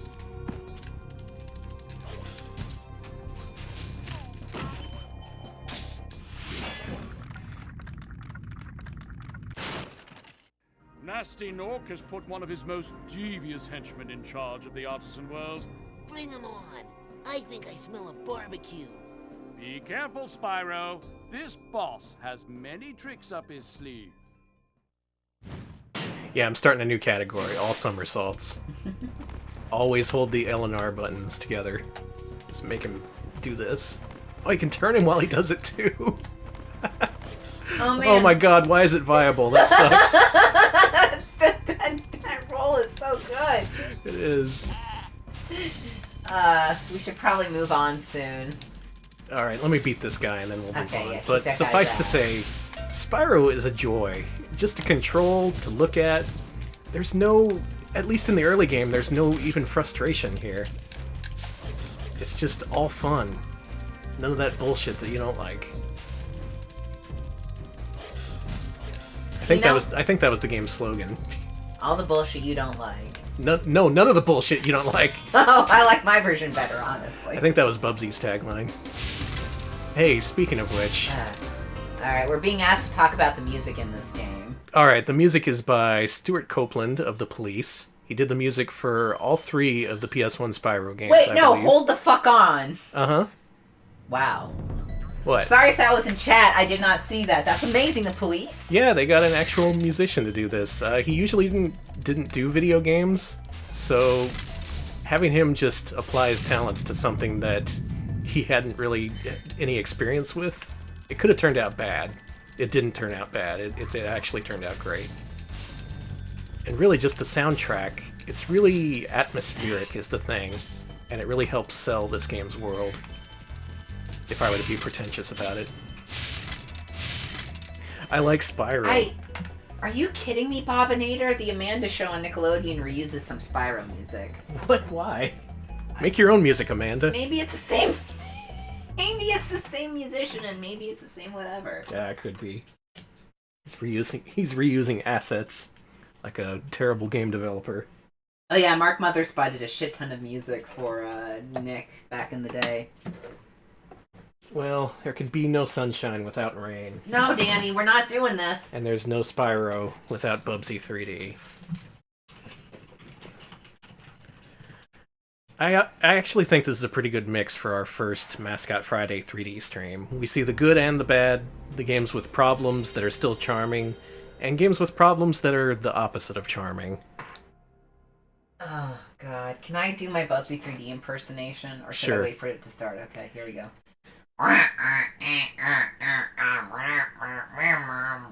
That's the music. That's the music in Bubsy 3D, you're right. I had to edit how many hours of fucking... I had to edit like an hour of Bubsy footage, and all you hear is... You'll see. That's very accurate, actually. So, I played this on stream earlier at some point, I believe when we played Bubsy 1 and 2. Mm-hmm. And during that stream, I made the case that this is the best Bubsy game. I don't like that case. It was just... What I said is it lived up to its 2D predecessors being flawed, but ultimately at least playable. Having played through the later levels, for the sake of making that video we've been talking about, I rescind that statement. Good. This game, as I say in the video, plays like a turd, and that is my new opinion of Bubsy 3D. I forgot just how bad it got. This intro goes on, by the way. You want to skip it? No. We all must suffer. We all must suffer. You voted for this.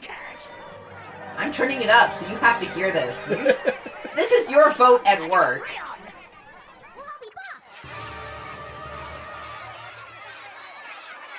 Settle down. Calm down. No one's going to be bopped on my watch. How could this have happened? Oh, look at these That's a bit of a graphics. long story, but here's the abridged version, approved for public dispersal by their Royal Highnesses Queens Polly and Esther. Our magnificent queens devised an ingenious plan to steal all the wool balls of Earth, but they were foiled by the fiendish Bubsy Bobcat. Now our queens have developed an even more ingenious, if such a thing is possible, invasion plan. Unfortunately, they needed to get the furball out of the picture. Thank you for the 100 bits from Magmaram, who said, I feel like I've already been bubbed, whatever that means. Thank you. There, they fought bravely and captured the hideous beast. Due in no small part to my brilliant tactical. They said, not I'll be bubbed, they said I'll be bopped, because of the, you know, hop and bop action. They used to call that. Yeah. We'll be fucked. That's what they said. Let's just say that. Now, if you see the bobcat, do not, I repeat, do not approach it. It can be extremely dangerous when frightened by the average woolly. Report its whereabouts immediately to the nearest woolly soldier. We have stationed nose blowers and rock throwers throughout the area around the crash site. Okay, that was a Homer woohoo. I thought it was. Someone else mentioned it. In 2 shakes of a dogfish's tail. Any questions? What does it want? What did we ever do to it? We have our best people in woolly intelligence working on that right now. So far, all we know is that the creature's plan somehow revolves around collecting atoms and rockets. It's true, Mario 64 doesn't have cutscenes. Natural resources, we have no idea. Our best scientists have been stumped by that very question for decades. It doesn't have FMVs that play every time you die. FMVs that don't get picked up by the Elgato. Oh yeah. That sucked! Make sure not to die. Now then, I advise all citizens to remain in their homes until Still going. this meeting is. Oh. I should have taken that left turn at Uranus. Was it something I said? What could possibly go wrong? He's here! Anus, I said! Anus! You can't laugh at the anus joke? What are ya? Here it is! Bubs. Listen to this music. I'm turning it up to 1 second. I want to have everyone listen to this.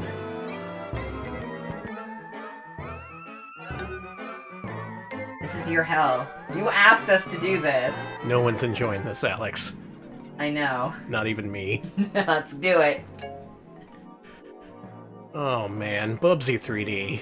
Well, this was developed alongside Mario 64, and suffice to say, once they saw Mario 64 in action, they said, oh crap. That's what their exact words.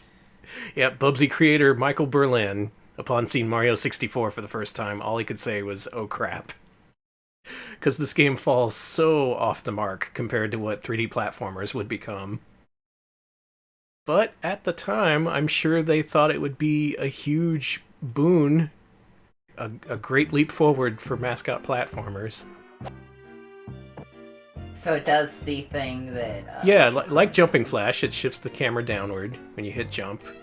He can't double jump, but he does have a shadow, so that's something. And he talks.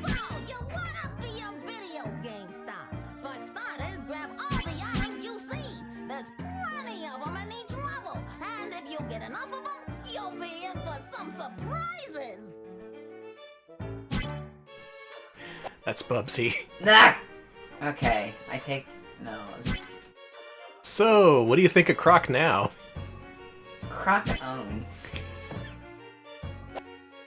Oh god, I was just watching you play it, and I was just like... Even just watching someone play it does not get across just how irritating this is to Okay, play. okay, look at his feet when I turn. Yeah, he just pivots, see? See, and then the other foot goes up. I He love just spins that. on one heel. He's a sassy cat. He's very sassy. Alright. Let's go touch the arrow and see what Bubsy says. Oh, look! An arrow! Aren't these game designers wonderful? Giving you a guidepost to help you find your That sucks, but you know what sucks? I fucking kind of...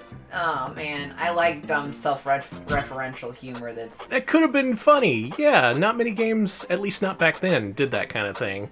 So if they did it well... Okay, that percussive effect, it sounds every time you're near an enemy. That's why this is a good game. And you're always near enemies, so you're always going to hear it.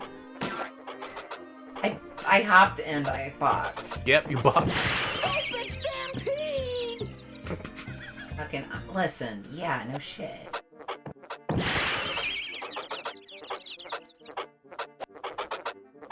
Now they tried with the controls. You can glide with one of the buttons, which helps you cover long distances.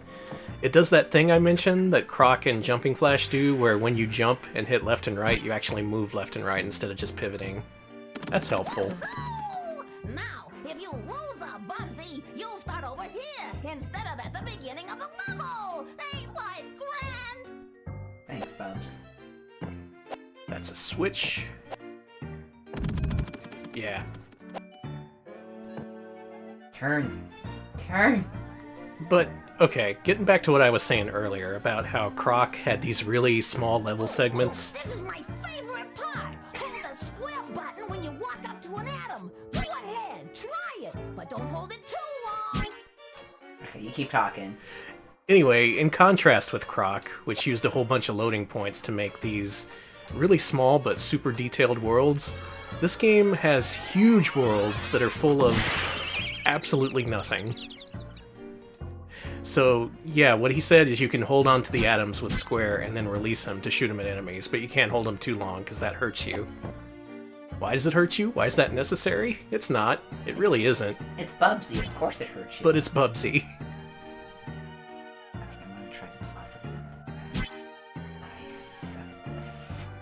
And for as bad as this is, I like to think of this as just an example of developers kind of flailing around when they were trying to make 3D platformers, not really knowing what the hell to do about anything. And this was before the Crash and Spyro pioneered that data streaming technique I was talking about. So you had to load the whole level in one go. And this game's thing was, hey, no load times. We got this whole level in memory. You can just traverse the whole dang thing. What are you trying to do? I'm trying to grab an atom to shoot it at the... You have to hold square. I was holding square. Watch this, see? Square. I'm holding square. I'm holding square. Oh, now you fucking... You died. Well, I died. Here's the fun part. This game plays little FMVs every time you die, but it also changes the resolution so the Elgato does not pick it up. And then right after the FMV, it changes resolution again, so that's even more downtime. This game's fun even on a technical level. Honey, you don't have to lie to our audience. I'm trying to find the positives There's here. a Sky Cube here! What? Yeah, Sky Cube. Give me the Sky Cube! I'm out. I really think this kind of undetailed, flat-shaded aesthetic could be really cool if you used it right, and this game just does not use it right. Not at all. It was all for the sake of utility, for making these massive levels. Don't be shy. Step right up and win valuable prizes. Shoot the woolly with the atom. Get out of here. I don't have to. Having fun. This is just level 1. This is one of the good levels. Don't say that. I'm not gonna be able to beat this level. Blab says the resolution change is just tasteful censorship, so you don't have to see all the blood and guts. Yeah, this game did get an M rating for its gory death scenes.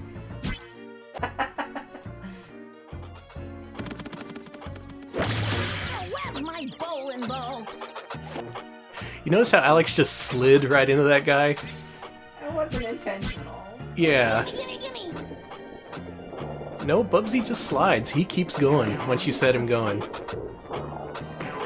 Hey, there you go. Bubsy is like a runaway freight train. In terms of popularity... Oh, Bubsy is a hype train that will never end. I never want to get off this hype train. And the thing is, even back then, when I was foolish, when I said that this was the best Bubsy game, nowadays, there really is a better Bubsy game. The Woolly Strike Back. That is an actual okay game. I know some people don't like it because all things Bubsy should be grating and terrible, and it doesn't follow the trend. But at least that means there's one good Bubsy game. Oh yeah, that water's deadly. Okay, that rocket there. There's 2 rockets in every level that you can collect. And it doesn't tell you until the very last level that you need to collect all of them in order to beat the game. Cool. So you're going to be revisiting these levels. You're going to be exploring every inch of these checkerboard environments trying to find these rockets. Wow, I hate this. And it does that when you collect them. Now we're like yesterday's clams. Chowder here. Well, let's go get the other one. There's 2 on every level, you know. No! Nice I save. lived! Nice save. I lived! Bubsy lives. Bubsy lives on your PlayStation entertainment system. Well, you didn't find the other rockets, so you're going to have to go back and play this level all over again. It'll let you go on, though. Okay, that's cool. Just, you know, Andy's turn. For when you want to beat the game. Oh yeah, another resolution change here as it loads another movie. Get to see some of it at least. Bubsy's a flat earther. Or we do. Oh, there it is. Alright, you got to see 2 seconds of Bubsy being crushed to death. That's all you needed. Oh yeah, the Arcane Kids Bubsy 3D is much better. Oh yeah. That is a much better version of this game.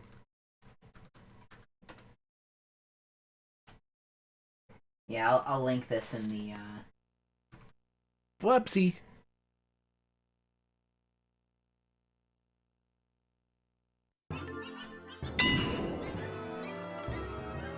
Missed 1 rocket. Guess what? I don't care. Never gonna get back to Funkatron at this rate. I will say the first few levels are at least playable. And then, oh my god. I know there's a debug code to unlock all the levels. I need to show off a couple of the later ones. Looking at the Bubsy 3D website, it's so good. It's good. They use a lot of GIFs. It's very good use of the Bubsy license. Oh no, Lilia took down his YouTube channel? What? No! Honestly, I understand, though. He had so much good tech for Bubsy 3D is the thing. The only reason speedruns exist for this game is because of him. Mm-hmm. If it wasn't for a guy exploring the outer bounds of every level, pushing up against every wall, they wouldn't have found all those skips. Well, I guess we have to go back to playing Bubsy 3D normally. They've gotta be preserved somewhere. Maybe on archive? Boy, he just does not stop once you start him moving. Yeah, I was gonna say, you know this. Yeah, I forgot how bad it was, is the thing, because he keeps on skidding. Electric Boogaloo mentions there was a Saturn version of almost a Saturn version of this game, which would have been amazing. Mm-hmm. It would have had 3D controller support, is the thing, and that would have fixed all this game's problems. Electric Boogaloo also mentions this game was in a demo disc with Crash Bandicoot, and that's a... Yep, that's where I played it for the first time. It was on that one PlayStation Pix disc. These levels do not have maybe they have personality if you're looking at them, but if you're playing them, there is no personality. There is nothing but death. First served! First come, first served? What? Where's the beef? Read the instructions, didn't you? I got hit anyway. And then Bubsy accused me of not reading the instructions. It's a good game, is what I'm saying.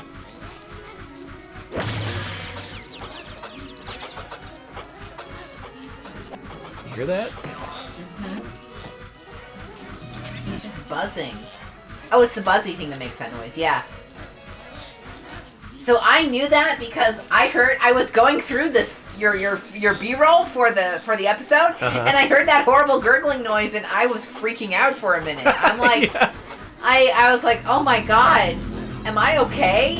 And Has this game broken my brain? Yeah. Yeah, no, I was okay. It's just a bad game. He can fly. Can Mario fly? Yes. Well, yeah, actually. Yes, he can. But does he have a cartoon? Oh, wait, he did. He has like a lot of cartoons.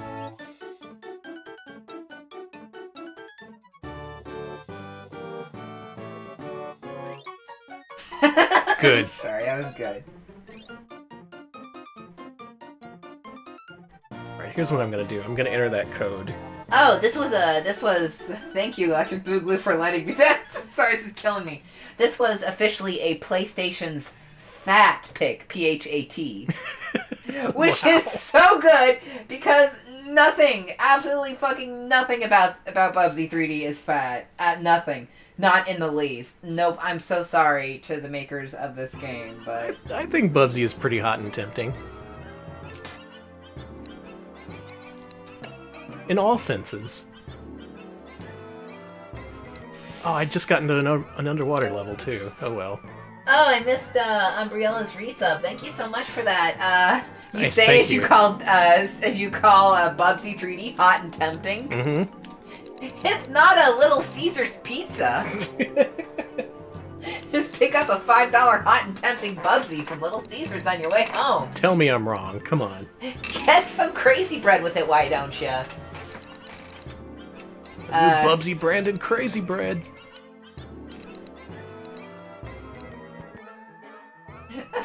PlayStation pick, I'm sorry. Wait a minute. This code is too long to be entered in the game. Did you get trolled? I did get trolled. You got trolled by GameFAQs. That sucks ass. Oh, that sucks so much ass. Well, let's enter an alternate code. Thank you, Casket Darkfire, for spreading misinformation. That's right, I'm naming and shaming. I don't even give a fuck. Casket Darkfire is cancelled. Oh, it started me up a new game. No. Why, Bubsy?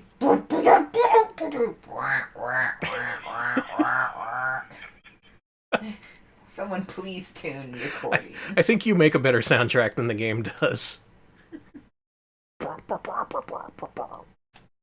Okay, there's one from TCRF. It was like the one you were putting in, but it was XAll debug CR is what TCRF says. XAll debug CR. Okay. All right, Darkfire, Casket Man. Maybe it was just a simple misspelling. Slip of the keyboard. Well, we're loading. Okay, we're gonna do this. We are going to put in debug mode. We still have another game to play. No, this is the last one. Oh, okay. I don't know why I thought Crash was on the list. Nah. Alright. These got the most votes. Alright, XAll debug. So it was like what you were doing, but with CR after debug. Alright, I do want to see this in the Discord. I cannot believe it's called Fat Pigs. Fat Yes! Yes! Preview some of PlayStation's Fat Pigs. Crash Bandicoot. NHL Face-Off 97. Hey, look, you were a cheater. Okay. Well, there we go. We have 99 lives. We have all the levels cleared. We are ready to take on the final bosses. Hell yeah. Nothing's more fat than Blast Chamber and 10-Pin Alley and Bubsy 3D, baby. Hell yeah.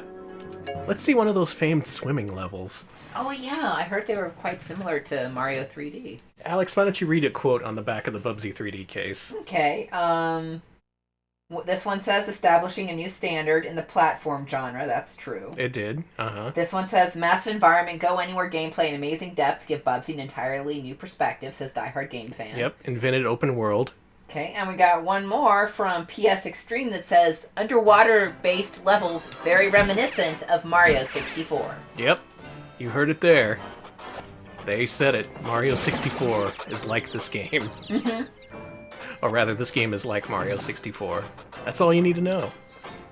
And I thought this was an underwater level, but I guess not. We'll go through it fast.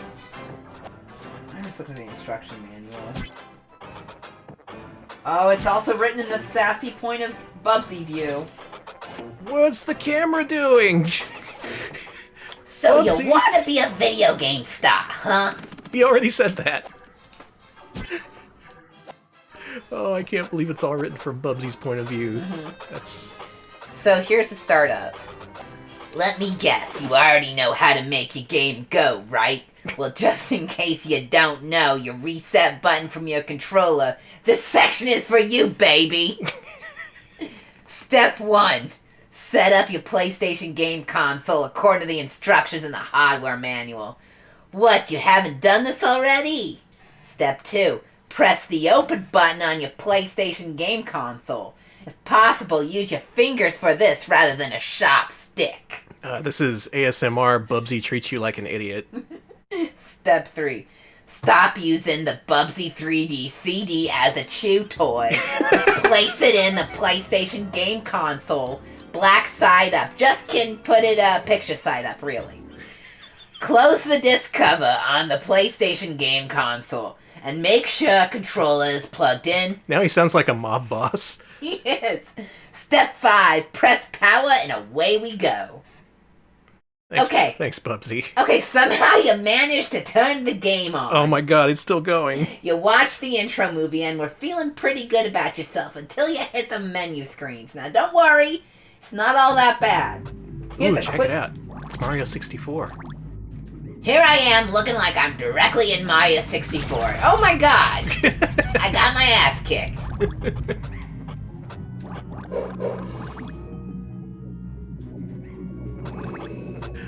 Oh man, a whole manual of that. A whole manual. I'm the official Bubsy actor now, according to chat, so that's cool. Yep. Here's a quick rundown of the part of the game that's not a game. Title. Not much to do here. Press up or down to choose whether it's just options. Really telling me how to navigate a menu, Bubsy? Listen. On the options screen, you can adjust the volume for that game's music and sound effects. You can change your controller configuration. You can even silence Bubsy, denying him the opportunity to share his pearls of wisdom. And if you do that, It's like they knew. You're dead. You're a dead motherfucker if you turn me off. Use a dead man. I will follow you into your night. I will speak in your nightmares. If you try to kill me, you will listen to me. I'm Bubsy. Bubsy, I thought I was playing Mario 64. Easy mistake to make. Anyway, that's a water level. It wasn't very good. Oh my god, it tells you what the arrow buttons do. No, hold on, I'm reading this. Oh no, Bubsy, what does up do? Up button. You want Bubsy? You want to get Bubsy going? You press this key. He'll take off running like he's a video game character or something.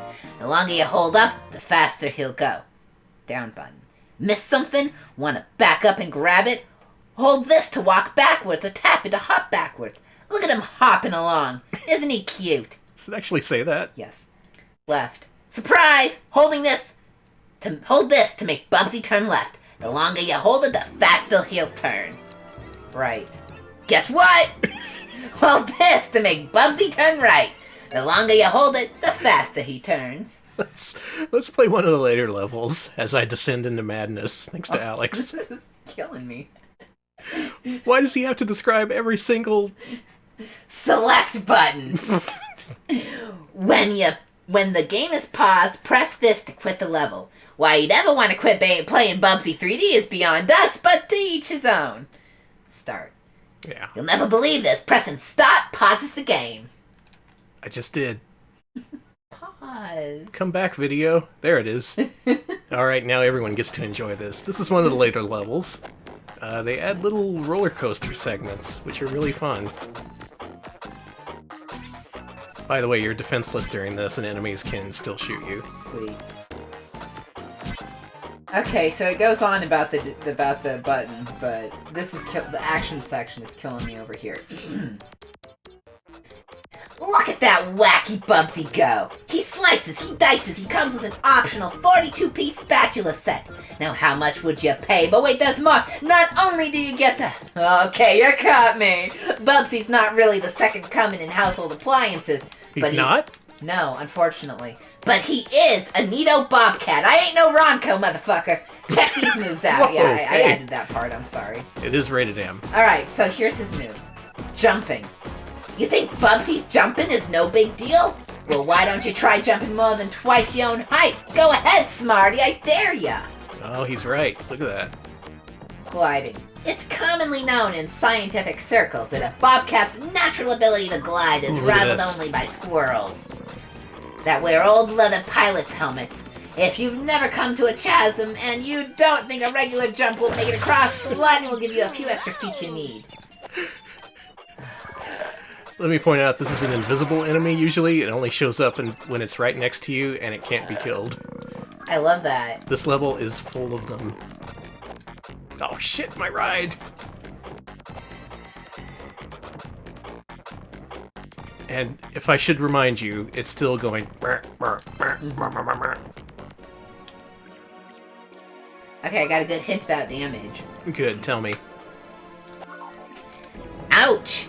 If at all possible, you should avoid getting hit by woolies, energy rings, zots, tax audits, etc. Oh, look at this. He's got the somersault that Spyro does, but his is much stupider. Oh, that looks terrible. He's just hopping. I hate the Bobcat. You hate the Bobcat? He's ruining your life. I hate him with my life. Alright, here's some enemy descriptions. Nerd. This guy's pocket calculator is so powerful even Bill Gates is jealous. Whoa. And with all those fireballs flying around, you can get a hot foot really fast. Oh, I was supposed to jump. Let's quit the level.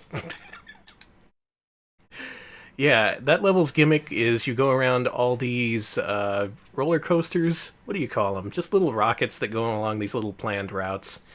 Anyway, you have to jump off at a specific point, and if you don't, you have to start all over. Because Bubsy's fun. Let's play... Ooh, look at this. It's Dark Bubsy. Ooh. Maybe this is where Bubsy goes to hell.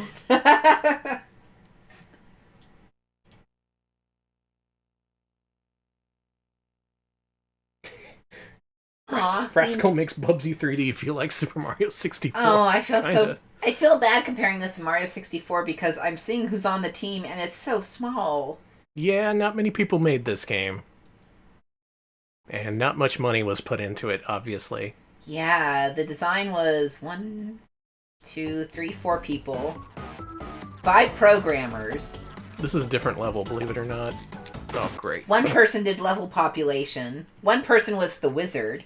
Okay. 1 person did all the voice talent. And there were 5 artists, 6 artists. And a lot of these people shared roles. So I'm looking at this and I'm just like, oh. They did what they could with what they had. Extra and still, all it turned out to be was Bubsy 3D. Extra special thanks to the wives, husbands, and friends who put up with the stress and long hours. That means they had a crunch during Bubsy. I'm sorry. Oh, gotta make a jump here. That's death if you don't make that jump. Probably still gonna die. Oh yeah, Idetic made this. Yeah, the makers of the Siphon Filter series. Mhm. So they at least went on to better things. Man, I'm glad for them, because seeing how small that team was, this is kind of a miracle. Yeah, it's a miracle it was made, that it came out. It's just not anything you want to play. It's unfortunate all around. And really, this game, it throws into sharp focus just how much better all the other games were. Croc, Jumping Flash especially, and freaking Spyro. Spyro wasn't much... It didn't take long to make Spyro after this. But to be fair, they probably had budgets. Yeah, it was a Sony first-party project. That helped. Just, you don't say. Hey, Sony could have had Bubsy. They missed their chance.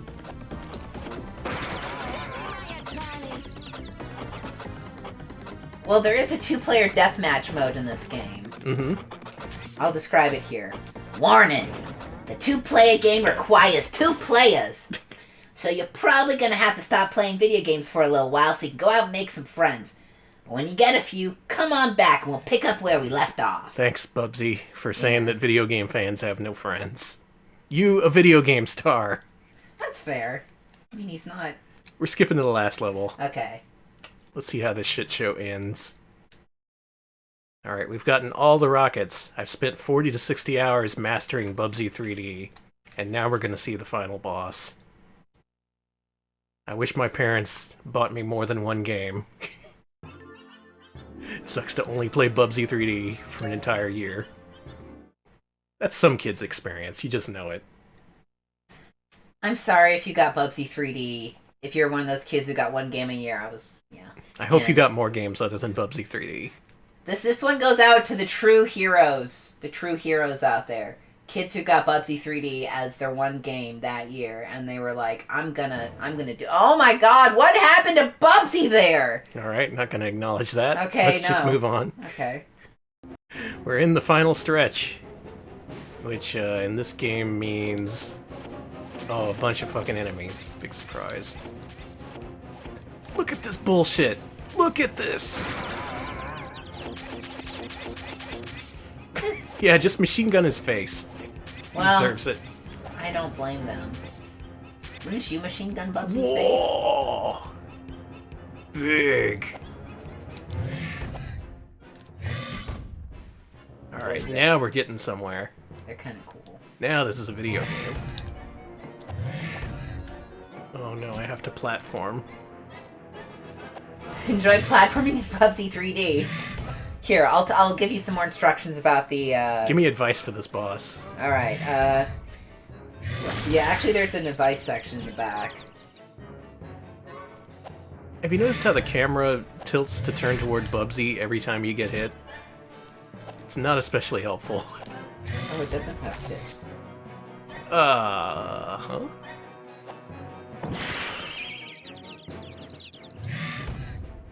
Okay, no, they do. Okay, listen, here's some tips for you. Always be on the lookout for walls that are colored differently than their surroundings. I'll bet you dollars to donuts that these walls can be shot down with atoms. Dollars to donuts, Bubsy. Be sure to duck every once in a while. Woolies are so stupid they'll keep shooting where your head used to be. You can duck? Mm-hmm. Do I need to actually read? Whoa! Did you not know that? Game changer. Okay, his model looks totally awful when he ducks, and I am here for it. Yeah, he just kind of collapses in on himself. Well, time to go through the gauntlet again. Twitch saw Bubsy ducking, and they are here for it.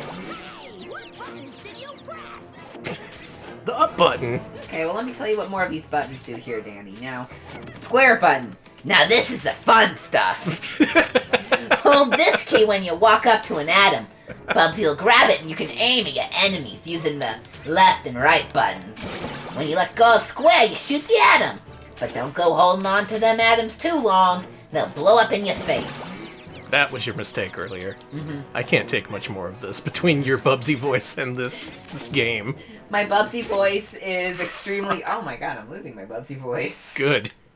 I mean, oh. I can do this voice now because of... Man, shout out to HRT. I can now do the world's worst Bubsy voice. It was all worth it. Bubsy! You dirtbag boyfriend. Alright, this is my last attempt. Can you loan me $30? Never. I want to go out and get a burger. Bubsy deserves to treat himself. Eh. Bubsy asks you for $30 and then, like, buys, like, a whole shit ton of nuggets from Wendy's and is like, this is Bubsy's self-care. No, I don't care if you gave me $30. You can't have one of them nuggets. Does Arby's still have that 5 for 5 deal? I don't know why he sounds like he smokes 3 packs a day now. I'm gonna say, you gotta go like this. See, I can do the higher pitch gravelly because of my trans male privilege after being on testosterone for a while. Okay, can I stomp on this guy now? No! Wait, it counted? Okay, let's do it again. Maybe I can beat this guy. Can I beat Bubsy 3D? Bubsy is the kind of person who gets drunk at Burger King at 2 p.m. That's true. 2 p.m. It's 5 o'clock somewhere. Oh, Bubsy, I feel you. It's 5 o'clock at this Burger King. It's 11 a.m., sir. Please. We know you just have the flask in your hand right now. We can see it. You're not even bothering to pour it into the cup. Come on. Oh, did I do it? You did it! Boss defeated. Oh, that's not the end, but why? Why make me play more? Why, Bubsy? Bubsy borrows your cell phone to call his ex-wife. She has his number blocked. I just need your phone for something. Don't ask no questions. You hear from the bathroom this muffled like, Sheila! I'm telling you! You gotta get back with me! I can't live without you! Gotta do it for the kids, Sheila. What do you mean we don't have kids? We bought that Neopet together. We have a joint Neopets account. Sheila, please. What killed me? Who cares? I'm done. I am so done with Bubsy. We're done. Yeah. Bubsy, he speaks for himself, and he speaks a lot. And based on what you've seen, you can probably tell this game isn't worth playing nowadays. Oh, I'm here, so I'll give this one more attempt. You're here for this. Yeah, if you touch these walls, it teleports you back to the checkpoint. So, I know I feel bad. Sorry. I was gonna say, I feel bad doing the unwholesome Bubsy who's a piece of shit. Because there's a nice Bubsy meme where Bubsy is actually normal and has a lovely relationship with Gex. And I support that. Well, that is the nice Bubsy meme. But I'm also saying there could also be a realistic dirtbag Bubsy. Both can exist. Bubsy. As far as I'm concerned, there's no non-dirtbag Bubsy. Or Dubsy, as I call him.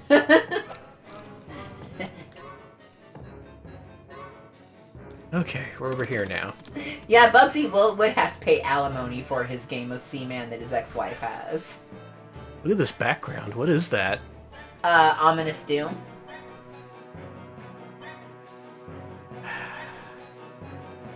I'm gonna leave Bubsy here. That's Bubsy 3D. Bubsy's bad. I don't like it. I apologize for all the things I said before, insinuating it was a good game.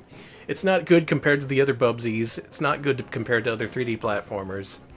You can at least say they didn't know what they were doing. That's about the best thing I could say about it. Is he? He's pointing to the off button. Oh, now he's gonna play an FMV. I bet it's funny. Oh, look what he's doing. He's messing with my TV.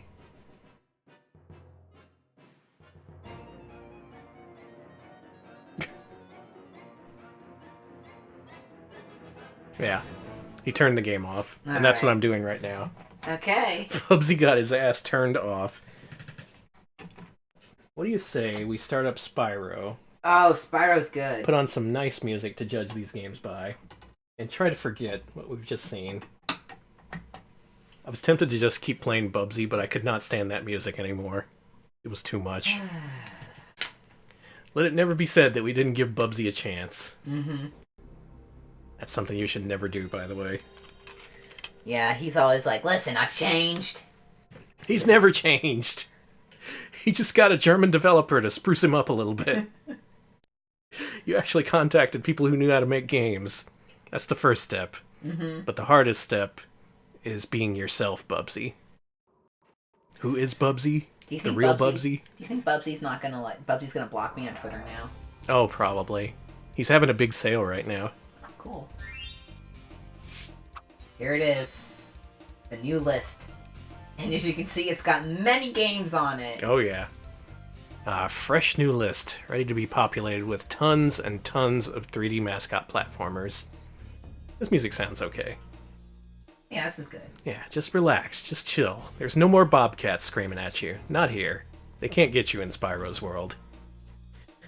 So, welcome to a new frontier here in Mascot Friday. If you're unfamiliar with the show, we play the platformers and then we rank the platformers. This time in 3D. So let's do that. So, let's start them up.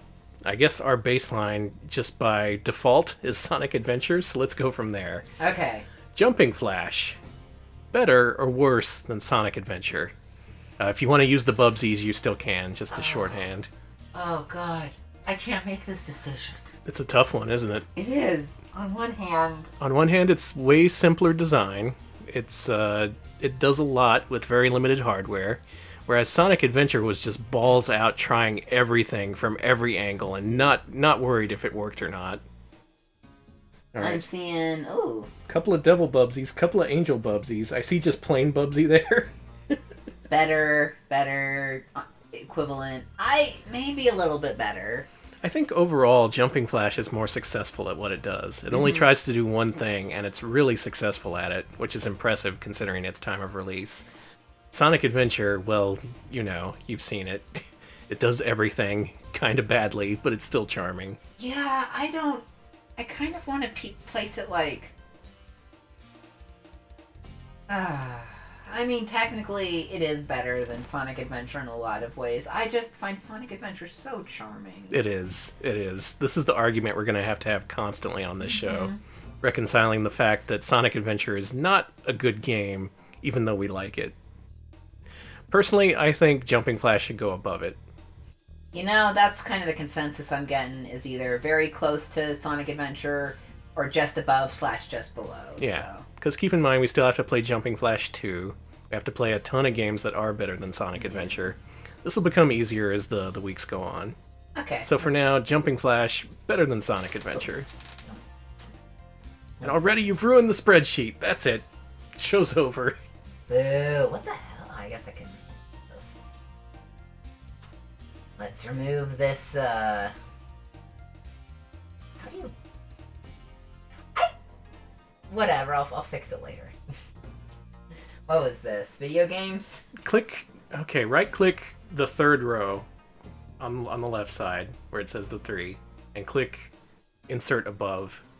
Okay, I did There you that. go. What? It still did it! That's what I did last time, I told you! I told you! We'll kill There. spreadsheets. Okay, I don't know how to fix this, so... Hold on. I'm gonna go here and say insert below. Oh, it doesn't let me do that. Well, I've been stymied by my worst enemy yet. The spreadsheet. Unbelievable. Insert... row? I'm gonna try this. Can someone teach Alex Did how to it! use spreadsheets? And now I'm gonna remove the, what is this? It's got a fill behind it. No fill. There we go, fixed it. Alright, done. Good. Jumping Flash. For PS1. There we go. Published by Fixed Sony. it. I'll fix that too. I'll fix everything, damn it. PlayStation 1 or... Yeah. You think? Well, I mean, like, how would you want me to word it is what I meant. PS1, I think, is how we Okay. do it on the other one. Well, just so you all know, I'm very good at this. There we go. Sorry to give you sass. No, this is really funny, and listen, this is fireable, shareable content we're presenting. It is fireable, yeah. Fireable. This is a fireable offense. Publisher is Sony, developer is Exact. Exactly what? Exact. Okay. There we go, baby. Jumping Flash. Good, we did it. We added one game to the list. Alright, next up is our buddy, the little snaggle-toothed Croc, and his Legend of the Gobbos.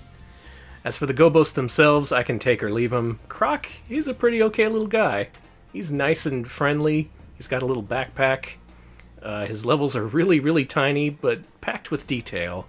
It's just a shame about all those little loading screens that are in between those level segments. Also, the controls. Both digital and analog, neither of them felt truly capable of handling everything in that game. There is a Croc 2, which I'm curious to play. I'm curious to see how they improved upon that. And really, for being such an early 3D platformer, it's not that bad. It at least has a lot of charm. And in terms of audio visuals, it's good.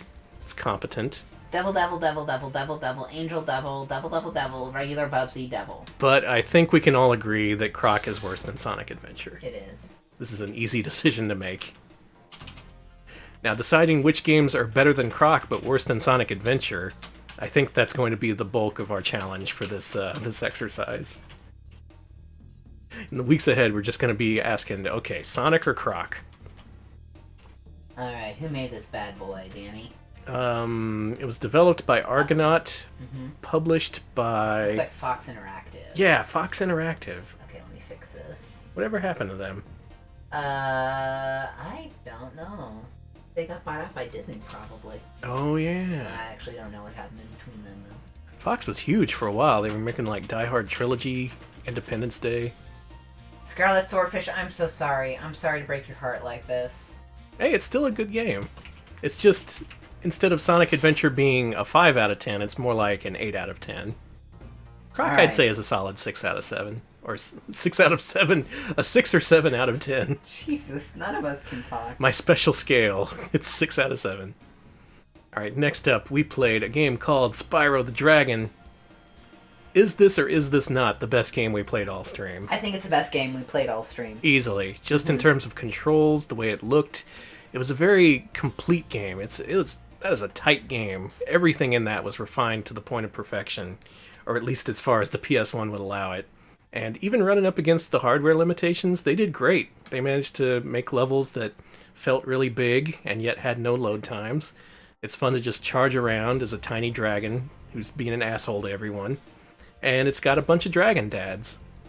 What more can be said? I want to put this at the top of the list. I think it's better than Jumping Flash and Sonic Adventure, and I'm seeing a lot of Angel Bubsy. Some Devil Bubsies, to be fair. Mm-hmm. Some folks just don't like Spyro, and that's Spyro fair. has some haters. He's made a lot of enemies out there. Mm-hmm. He said some things he shouldn't have. And... So here's the question. Is Spyro better than Jumping Flash? Yes. I'm gonna say yes. Yes, no question. Jumping Flash was great for its time. So was Spyro, but it's even more impressive considering it was like, what, 2 years after Jumping Flash? That's amazing.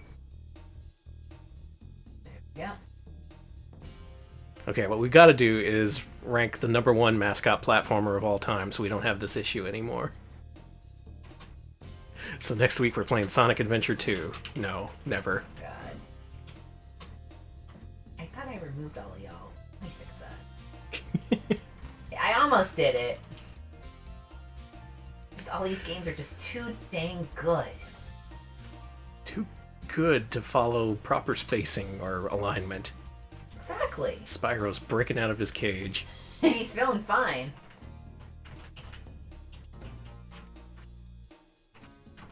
I'm just typing at a bizarre angle as Danny can attest. Mm-hmm.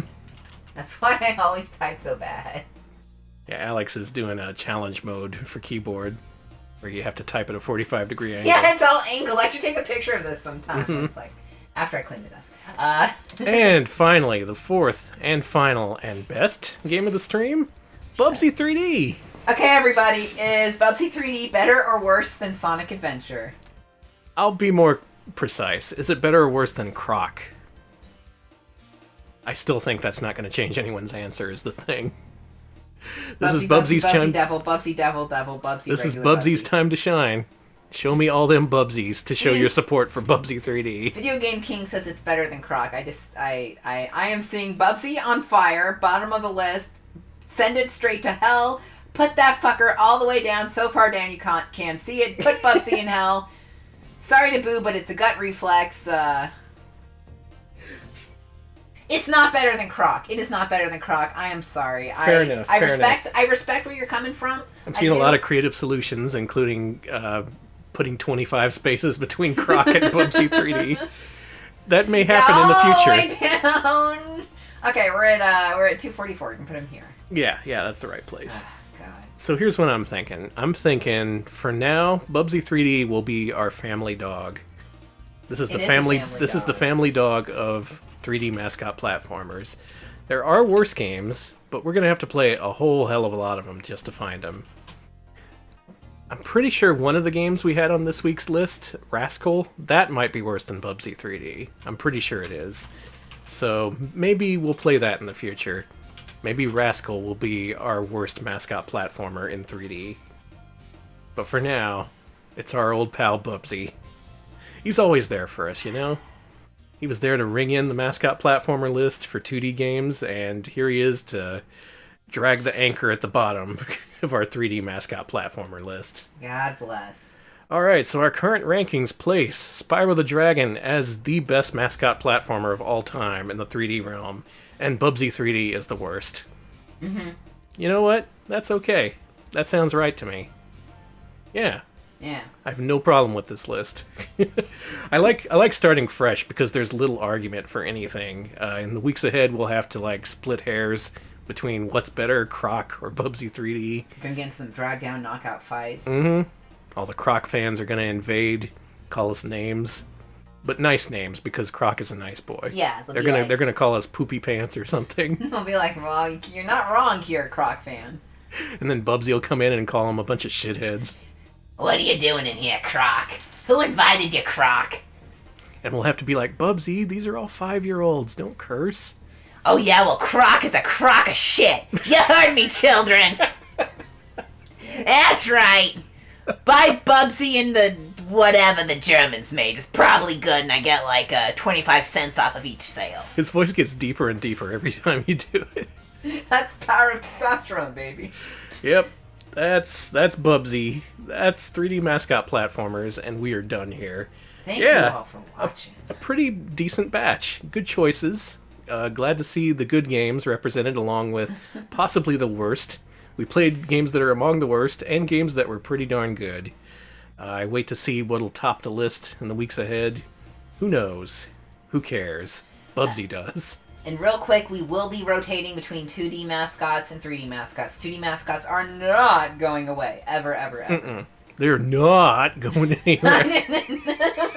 I'm still in the Bubsy mindset. You are. You know, there's like that horrible... horrible... Oh no, the Bubsy mindset. Yes, that's how I'm going to scam people. I'm going to have a self-help book called The Bubsy Mindset, and it's just going to be like, all right, well, first you start talking like this. It's lower again. Okay, I'll fix that. All right, I'm Bubsy. Hello, everyone.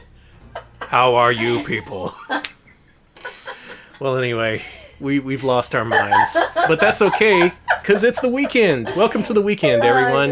It's the weekend, baby. Welcome to the weekend, Croc, Spyro, Bubsy, Sonic, everyone out there in Mascot Platformer land. We'll get to you. We'll rank you. We will judge you. Please look forward to it. Thank you all for watching. We'll be back on Monday with some Sega CD games.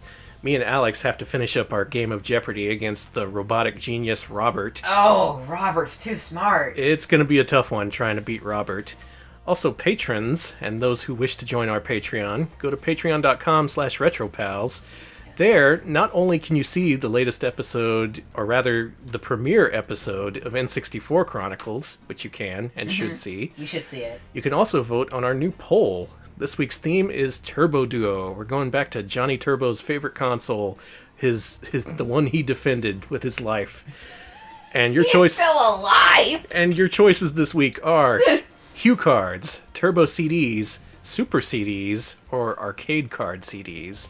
So you have a choice between 4 generations, if you will, of Turbo Duo games. Whichever one wins, we'll put together a decent-ish stream lineup. Hopefully something interesting, some good and bad in there.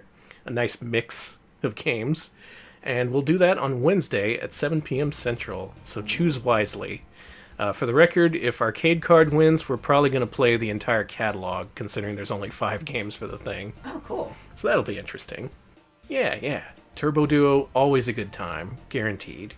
So, y'all enjoy your weekends. Mm-hmm. Oh, I have to find someone to host. Oh, yeah, he's going to find someone to host. And, yeah, also, we will be premiering our new episode, our new series, an Nintendo 64 Chronicles, on our YouTube channel on Monday. And you can find that and other videos we've made, including highlights of our other streams, at youtube.com/retropals. Go check it out. It's good. Good promo. Thank you. I'm really good at it. Maybe I should have done it with the Bubsy voice. I gotta get in that. No, Bubsy voice. never do the Bubsy voice again. I'm calling a moratorium on the Bubsy voice unless we're playing Bubsy games. So we have to track down the Jaguar Bubsy game before you're able to do that again. Hey Twitch, how about you take like 50 fucking minutes to load up? How about that? Yes, exactly. We will go viral. Tra-la-la Radio Network. The Bubsy voice will go viral. I wish I could do it, but I don't want to piss you off, but... Don't you dare. Don't you fucking dare. Well, I have other voices I could do. You want to hear my Spyro voice? Danny's nodding, but I think he knows exactly what's going to happen if I do the Spyro voice. What the hell is Southern Speedruns? What? No, hold on. Let's that sounds cool. Roll the tape back. No. Can we be part of Southern Speedruns? Well, chat's demanding I do the Bubsy voice, and chat pays us. So. Why don't you close us out with the Bubsy voice, Alex? All right, well, thank you so much much for watching us here at the twitch.tv/retropals. We really appreciate it. Yahoy! Yeehaw! What?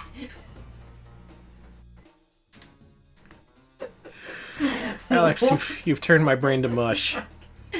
Wahoo! Wahey! Why? And you can also find us on Twitter. That's right. You can find us on twitter.com/RetroPalsHQ, and there's where you can find where you can vote, where we announce stuff. Okay, I got it. memes. I got it. Nope. Bubsy memes? No Bubsy memes. No Bubsy Bubsy memes. mindsets? We are going to host our local friend Whoop Von Whoop, who's doing some Big 20 practice. They recently announced the lineup for the next Big 20 NES Marathon. This is for speedrunners and those who wish to become speedrunners. I have my issues with that list. They have 3 Imagineering games in there, for one thing. They got the Unspeakable game in there, which is just unforgivable in my opinion, but we want to cheer on our friend Whoop, and she might even have a cat cam up, so maybe if you ask nicely, you can see her beautiful children, her kitties. Her kitties are so fucking I love those cats. Those cats are good. Alright, enjoy your weekend, everyone. We will see you later. See you, folks.